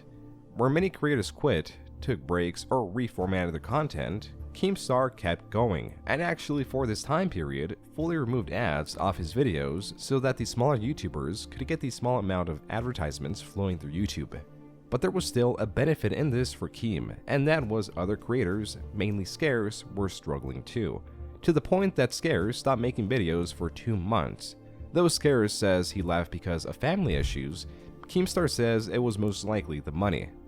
While it might seem reasonable that during your worst performing months, money-wise, would be opportune for a break, this was actually the absolute worst time that Scares could have left. And that's because of the divine invasion of YouTube. With that platform shut down, many of those creators migrated to YouTube, and among those was Jake and Logan Paul. Drama machines that bounced off each other and captivated millions of children while simultaneously annoying millions of adults.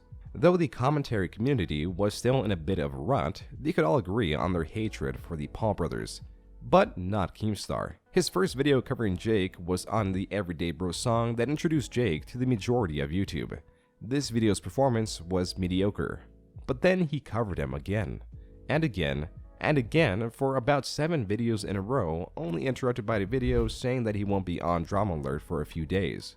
And for the first time in a year, Keem's channel was on a climb. Prior to Jake Paul, his videos were getting about 500,000 views. Post Jake Paul, he was getting 1 million to 3 million views per video, just in time for ads to stabilize a bit more, turn them back on, and make hundreds of thousands of dollars. As for how this affected the content itself, it's no secret that Jake Paul harbored a younger audience of children and young teenagers. Possibly in response to this, Keemstar was more animated and less vulgar, which went perfectly when adapting to Jake's younger audience. This also went hand in hand with being more family-friendly. Though Drama Alert was outperforming Scares significantly view-wise when he came back in July, Scares still had about 1 million more subscribers than him. But just 3 months later, with content packed with the Paul Brothers drama, Drama Alert passed Scares. But let's look at the bigger picture. Let's take a look at the global news rankings on YouTube for this time. A capture for August 29, 2017 shows Drama Alert, according to Social Blade, outperforming CNN, Vox, MSNBC, CBS, Fox News, and BBC News. Also many other traditional and non-traditional news channels. There was no argument. Drama Alert was back, and it was back on top. Peaking at 61 billion views a month showed again that Keemstar's persistence had once again paid off. While many of these videos covering the drama around Jake Paul were just quick retelling of his videos, There was quite a bit of interviews and information gathered behind the scenes that allowed Drama Alert to get exclusive information and also get stories out faster than other channels. But there was a time where it was nothing to get 10,000 new subs off a video just about Jake Paul being in his house and, what girls came by. It was crazy, man. We had inside sources along that whole road.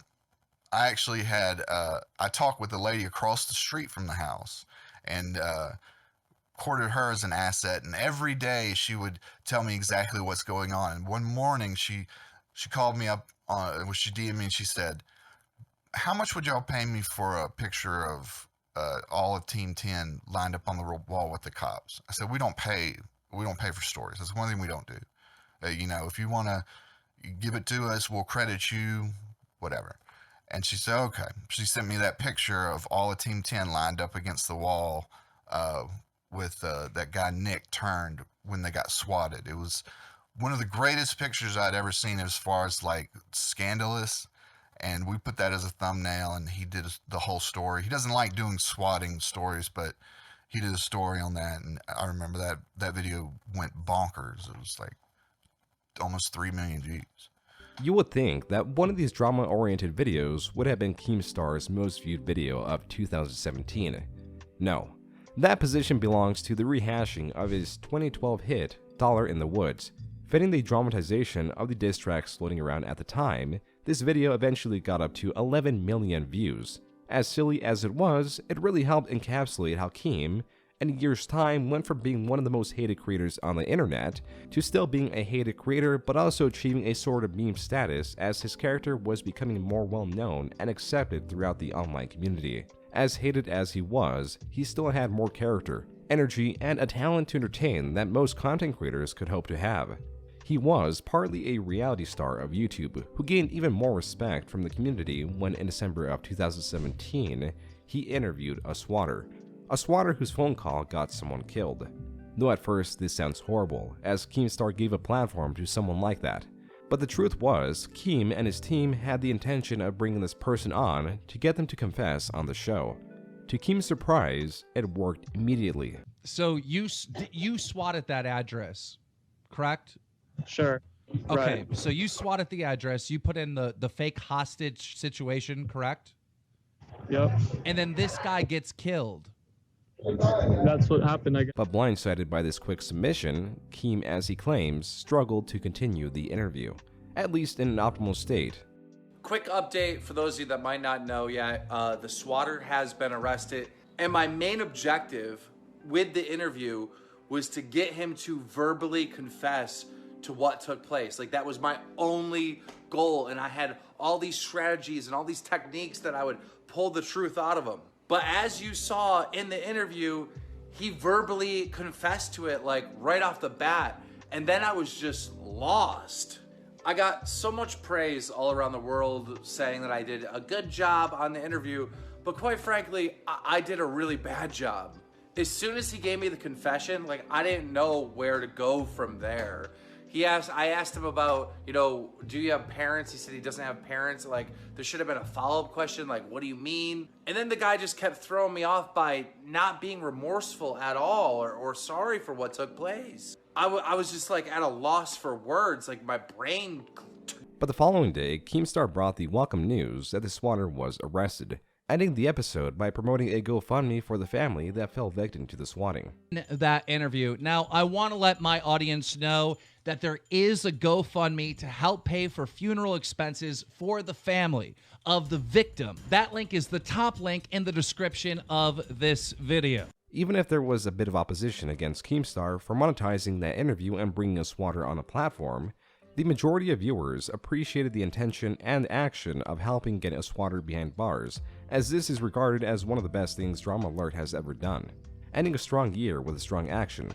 Moving on to 2018, while it still did well viewership-wise, no individual month came close to surpassing Drama Alert's peak month the year prior. But if it wasn't obvious then, it was by May 2018 that Keemstar had several revenue streams, and as he expanded them, Drama Alert was an ever-decreasing stream compared to the money he was receiving from his other ventures, namely Friday Fortnite. what many accepted to be the first competitive Fortnite competition that was to happen weekly, with the prize pool increasing with each weekly airing. Though the specifics of the rules of the tournament are not of extreme importance to this video, the controversies and success of it are. As for how this happened, Keem has always delved into competitive gaming and gaming teams. Some projects were more successful than others, but Friday Fortnite was his biggest success thus far in that field. It may have been even influenced by his newly adapted audience of children and teenagers that tuned in for his continued coverage of the Paw Brothers. Regardless, the problems with the tournament came with Keem's operation of it. One that is objectively not fair, but operates for the sake of entertainment and not to see who was the top Fortnite player. As contention began building when Keemstar stated that these events were made for just that, entertainment. He was not seeking the best Fortnite players, but rather the most entertaining ones, and the ones that he mostly had a good repertoire with. His Twitter post explaining this did not please the many that were good at the game but lacked the size to compete, creating a rich get richer controversy until Fortnite started hosting their own competitive events. Still following the format of rhyming a weekday with a game came other successful competitions that pitted popular YouTubers and streamers alike, like Minecraft Mondays, that was officially established in 2019. This, like its many predecessors, pulled in millions of unique viewers across several streams, and also towards the sponsorships of the events like G Fuel, arguably the largest and most memorable sponsor of Keemstar that could be found through a multitude of Keem's projects. But in reality, this is not the actual timeline. A timeline where Keemstar's biggest controversy between 2018 and 2019 was that the selection of creators who starred in his video game competition was biased was not the biggest controversy of this time. There are two major controversies that happened between then, one significantly lesser known than the other. So we'll cover the lesser known one first, and to do that we'll have to talk about the person at the center of it, JustDestiny, known now as Mori. While we won't delve too much into this situation, I will recommend Nicholas Diorio's video where he gives a detailed rundown on what happened. For the sake of brevity, we'll give a quick rundown. Back in February of 2019, JustDestiny was, and still practically is, known as a Leafy clone. But unlike Leafy, he's just focused on daytime television like many other channels around him. Through this, JustDestiny was able to get 1.7 million subscribers. So in the YouTube creator community, he was cemented as one of those many channels filling in the hole Leafy left. But he began to get much unwanted attention when his thumbnails came into question, usually clickbaiting kids and teenagers that starred in these television programs. While those questioning his choice of thumbnails were relatively small, they grew ever in size when he abused YouTube's copyright system to strike down a channel, calling him a predator. Not only was this blatant abuse of the copyright system, Lieutenant Cobra, the channel struck, followed fair use to a T. Lieutenant Cobra was also a very small channel that was hosted by a 15-year-old. There are many aspects about this entire situation that made Lieutenant Cobra's video extremely unbelievable, and would have been relatively unknown if JustDestiny let it be. He even went as far as to send over a cease and desist. Many creators already having issues with JustDestiny's personality had even more of a reason to hate him, as sending illegitimate takedown requests are among one of the worst things a creator can do to another creator in the online realm.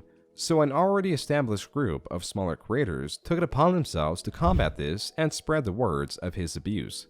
This was a group that also opposed Keemstar, which was practically the entire purpose of the group, which was to grow without Keemstar's influence. But their hatred of JustDestiny was greater than their hatred for Keem, so they let him in with a pretense that he would help take down this copyright abuser.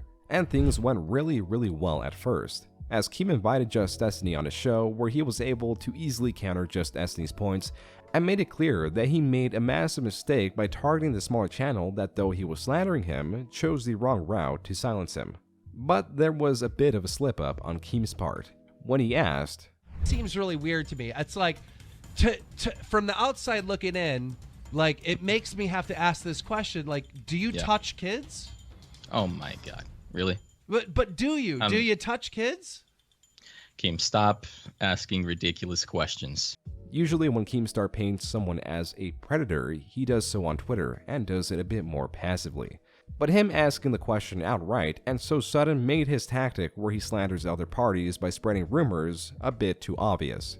Maybe it was this that reminded the audience of what kind of person Keemstar could be, or their general disapproval of the interview caused Keem to lose 3,000 subscribers. While Keem and other creators were able to get JustDestiny to remove the strike and walk back his actions, this wasn't enough for Keem as he lost, even in the smallest way possible. So like he does with other situations, he snowballed this into something regrettable. But not yet for Keem, as Keem's tactics of painting JustDestiny as a predator worked to an extent, and was able to enlist the help of this group of content creators to be able to gather his personal information for the sake of exposing his potential predatory past. That was the narrative. Though things started to change when Keem began doing things in the group that they would see as questionable. And that is leaking information. What's his Skype name? I'm going to send it to you right now.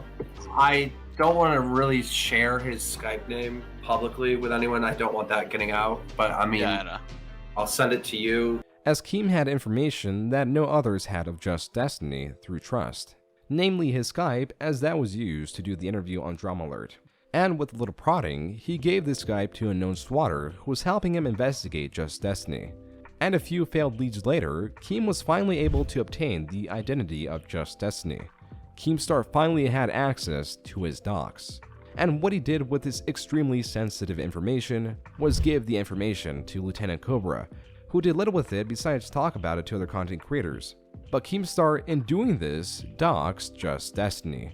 And the act of ignorance was up, as normally Keemstar is able to play it off as he wasn't aware of the consequences of his actions, but being backed into a corner during a live stream, the mask fell off, and the truth everyone already knew came out.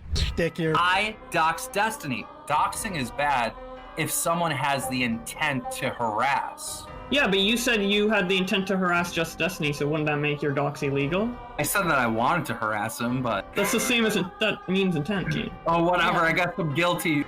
I'm not hacking into his shit. I'm not doing anything but looking at public information that he posted publicly. So, you know, this whole thing where Tommy plays this big guy, and same thing with Nick, where they play this fucking big guy like, you know what, we have dirt on Keemstar. No, you don't. I doxed him. What are you gonna do about it? And I don't give a fuck what anyone says. If you think my career is gonna be ruined or hurt in any way for what I just said on this show and what I've admitted to, you're crazy. As for what happened to Keemstar, really nothing much. It was covered by many creators as the doxing is seen severely worse than a takedown of a video. And even through the many enemies Keemstar made, he was still largely unaffected because what's a drop in a bucket already overflowing with controversies. Though his next controversy did not go by so easily, and being that it is a sensitive subject that any which person has a different opinion on, we will cover this quickly and with the basic facts laid out there. This is where we talk about Etika. There are many questionable things that Keemstar universally gets hatred for, mostly due to his inability to grasp mental health, as no doubt Keemstar has a very different perspective and motivation than most people and is unfamiliar with how prevalent mental disease is and how seriously it can affect someone. Keeping this in mind, Keem had the perspective that Etika, who was having many mental breakdowns in 2018 and 19, was perhaps faking it for views. We know for a fact that he wasn't, but this is to explain Keem's mindset. To that is where Keemstar did such things, such as tweet out the mental hospital that Etika was staying at. Some other examples of Keemstar's older perspectives on mental health can be well encapsulated by this tweet he made toward Chris Raygun, a content creator going through his own mental health issues in the same time period, where Keem says, "Why is everyone claiming that they are suffering from mental health issues? Life is not meant to be happy 24/7. If it was, you would not know what happy is. You wouldn't be able to compare it to anything. So some of you might be sick, fine, but most of you are just babies or lying." Or a tweet made in 2019 saying, "The drug companies invent all these illnesses so they could sell drugs to morons. Social anxiety is 100% a fake invented illness so they can sell you drugs and make millions. Stop being weak. Society is literally going to die if you keep this bullshit up." Not much changed on his perspective on mental health, when on May 19, 2019, at the peak of a mental breakdown and fresh out of the mental hospital, Keemstar interviewed Etika on his show. Why not? Why do you fear death? Well, that's what I'm saying. It's scary because if you really think about it, then why live? Just jump off a cliff. If it's just a simulation, who cares? Movie Bird Box? No, I haven't watched that movie. I got horrible reviews. You know what happens in the movie Bird Box? Go ahead, explain it. humanity confronts the fifth dimensional being. Keemstar, you're fucking sitting there, right? You're asking yourself, oh, let me go outside today. And guess what happens when you open the front door? You see eternity swinging on maybe your playground swing set, or you see eternity sitting in your car. You see something that doesn't belong, something more powerful than you. A lot of human beings can't handle something outside of their understanding, and that's why they fear what they don't understand. Now, in the movie Bird Box, rather than humanity killing what they don't understand kills humanity. Where select clips of Keemstar's interview are consistently recycled through the internet. As to why these clips are constantly cycled is because a month later, Etika was found dead by his own hands. There was much sadness, confusion, disbelief, and hatred going around the community throughout this time. Some that Keemstar was not exempt from, as he received much hatred for his prior interview with Etika. But also people brought in counterpoints that showed Etika's repertoire with Keemstar, namely in a live stream done on October 29, 2018. We're here for hours, you know what I'm saying? Another donation came through, man. Let me see here. Let's see what Keemstar's saying. We're gonna check him out. Ninpal, if I disagree with Keemstar, it won't be the first time, man. Like, I disagree with him on so many things, but I still find him entertaining. You know what I mean? So it's like, hey, if he says something aggressive towards me, I don't really mind, man. Let's keep looking. I don't want to get... Okay, Keemstar says, I actually like Etika. I don't think he's evil like Fuzi, but he's definitely manic as fuck. He always acts like this. Nah, not like this. Actually, yeah, just like this, Keemstar. I mean, yo, it's... But, you know, Keemstar, you can't be mad at him for saying that, bro. He hasn't been around. It's not like he's a fucking fan. Keemstar literally didn't know of my existence until, like, what, only a year ago with the whole CND swatting thing. So don't be mad at Keemstar for this, guys. Like, I don't see why y'all are being mad in a sense, because it was a very manic thing that I did. You know what I mean? Like, I'm not in the ward anymore, and I don't have any crazy medicine to take. There's some anxiety pills for 2 weeks or whatever. So it's like, and it's not necessarily something to be mad at. Don't be mad at Keemstar. It's all right, man. Like, I'm not holding anything against this nigga. And I don't give a fuck. I'm not sucking his dick either. Fuck Keemstar. But fuck it. Why be mad at this nigga? Keem deleted a tweet also. I mean, I don't know why we're looking at Keem, but, you know, he's a very interesting guy. Also with this, Etika's mother and ex-girlfriend came out saying that Keem had no part in Etika's passing, and that he was actually quite a large fan of his. But this developed into multiple sides arguing against each other, bringing in third parties wanting his passing to be drama-free and not to be remembered as a drama revolving around Keemstar or other parties, but a tragedy and a reminder that mental health should be taken seriously. But it was brought up again in major light the very next year in 2020 through none other than H3H3's content nuke, where this wound was reopened by Ethan. Also showing another clip of content creator FuziTube's manic episodes against Keemstar in 2018, where after a failed event, Fuzi got on top of a car and said, "Hey, I'm just telling you as a man at 28 years old what I feel. You made me want to commit suicide last year. I wanted to kill myself because of all the attention you gave me. I rewatched videos going viral after the attention you're giving me now of you saying Fuzi is the biggest piece of shit, egotistical asshole on this earth. I have bipolar and depression. That what you put into my head made me want to kill myself." And that is the extent that we will talk about it. With that, we can talk about what this content nuke even was and why H3H3 took such opposition against Keemstar.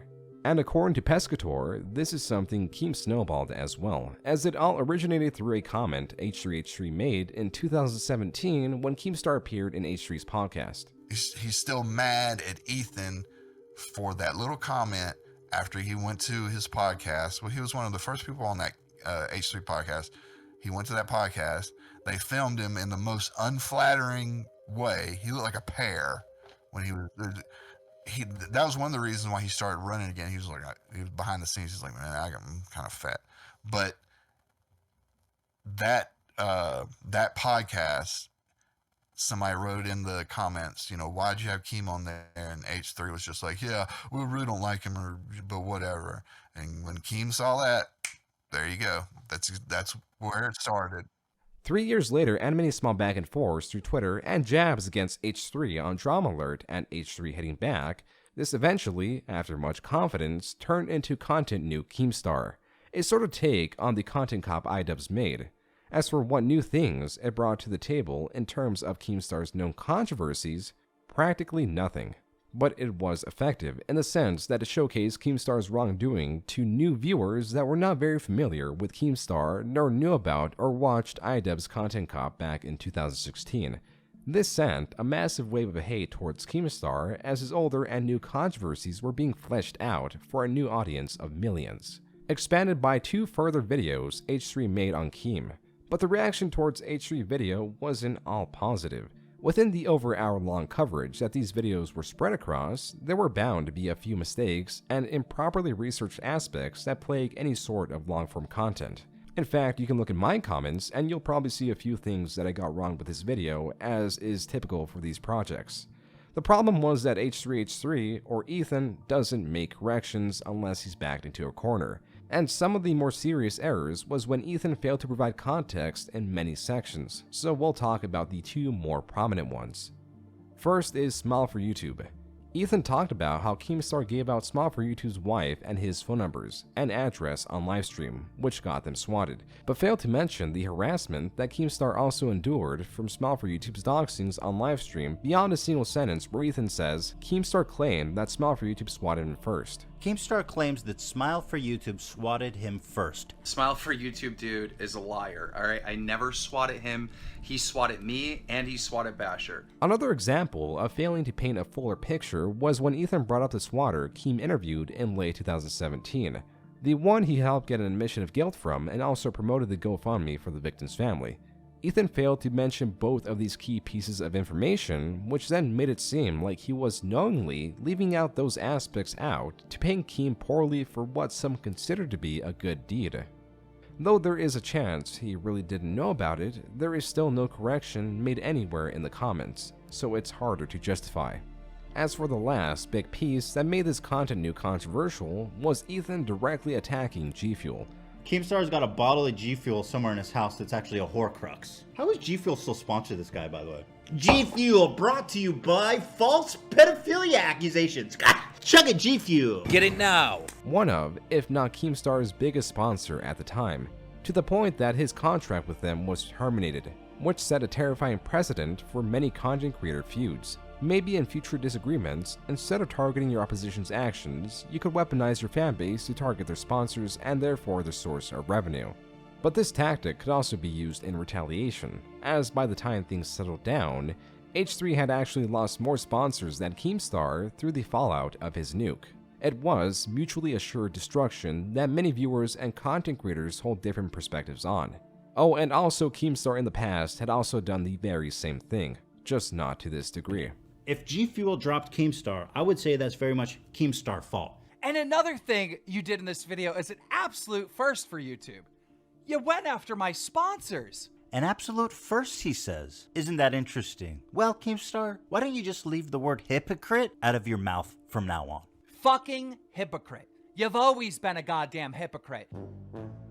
Many of these teams are big, they have lots of sponsors, and at the same time, they're being racist, homophobic, and trying to convince other children to kill themselves. You went after my sponsors. And they are sponsored by Elgato, Loot Crate, Scuff Controllers, and CyberPower PC. It's an absolute first for YouTube. Why are these sponsors sponsoring such a team? You went after my sponsors. There are many small teams out there that do not act this way that I think are more worthy of these sponsorships. But what this whole thing brought to light was a confirmation. A confirmation that Keemstar cannot truly be cancelled because he is in a golden era of controversy that embraces and empowers him. Yes, he can be cancelled if it came out that he was a domestic abuser or predator, but he's not. He is a doxer and hated for many things, but just enough for him to be talked about and energized. So you can't cancel Keemstar for having a 20-year-old girlfriend while he is in his late 30s. That, interestingly enough, might also be due to him being stuck in his 20s mentally, as the 20-year-olds that make up a large portion of YouTube act as his peers, which also largely impact his personality. But back to this golden area of controversy, it's something that we've seen through Jake Paul and Leafy is here. It works well for any given content creator, as you will always find supporters and objectors constantly talking about these figures and bringing them to light. Embracing it and developing light controversies that have that effect of creating more arguments where the sides are usually split help keep the fire burning. Though it seems now that the newer, more sanitized standards of the internet have fought back against this, as Leafy is now banned and Jake Paul has moved beyond YouTube. Keemstar, however, has avoided major controversies, at least in comparison to the ones he had years prior. This could be partially influenced by YouTube directly reaching out to him about his feud with H3H3. Whatever the case, there has been a pattern of decline in Keem's Drama Alert channel that can either be blamed on oversaturation or what Keemstar claims to be YouTube taking more control over the algorithm and slowly killing his channel. Where in the earlier months of 2021, it was rare for one of his videos not to break 1 million views. Now it's rare for a video to go beyond 600,000 views, and since May of 2021, his channel has been bleeding subscribers. But this came at an opportune time, as Keemstar has said in the past that once he reaches 40, he is retiring from the Drama Alert channel, and so came his announcement to retire on his 40th birthday in March 8, 2022, where he is actively looking for a replacement for his show. So after 13 years on the platform, this finally seems to be the end of Keemstar. The man has seen and lived through several different versions of YouTube, surviving through them with spite and persistence. There are many, if not most people, that hate Keemstar for his previous actions, but equally, he also stands as a symbol of success on the platform. An example that you can be cancelled and do questionable things, but with enough work, you can get to where you want to be. You can accept that Keemstar is an infamous figure, but also understand why he still exists. Keemstar is a doxer, manipulative, vindictive, aggressive, spiteful, and will sacrifice anything and everything to get even with someone. But he's also entertaining, focused, and wealthy beyond most YouTubers. Because Drama Alert for Keemstar, as he claims, is only 5 to 10% of his revenue. Keemstar has investments in crypto, pro gaming, celebrity boxing, real estate, and various other lesser-known investments like a makeup palette. He also exists in large part outside of YouTube. Yes, there is a fall in views, but there is still a massive rise in wealth. The longer he stays on, the longer his character gains immunity. Keemstar the Clown, the reality TV star of YouTube, is a memorable character that during the making of this video has announced that he will actually not retire from Drama Alert as intended, citing that he is unable to find a replacement and that the value placed on Drama Alert is too low. So even now, Keemstar is still staying on YouTube. But one cannot help wonder how different YouTube's timeline would have been if Keemstar had entered YouTube not as himself and not as a troll, but if he was able to fully craft his image with intention as most YouTubers are now. Regardless, Keemstar, the person that he is, and even with his persistence on the platform, would still not have found any success or have a shred of relevancy if there wasn't a demand or a void in aggression and instability on YouTube. A demand for drama that dragged him into the platform back in 2009. Keemstar is that, and so long as that exists, so will Keemstar.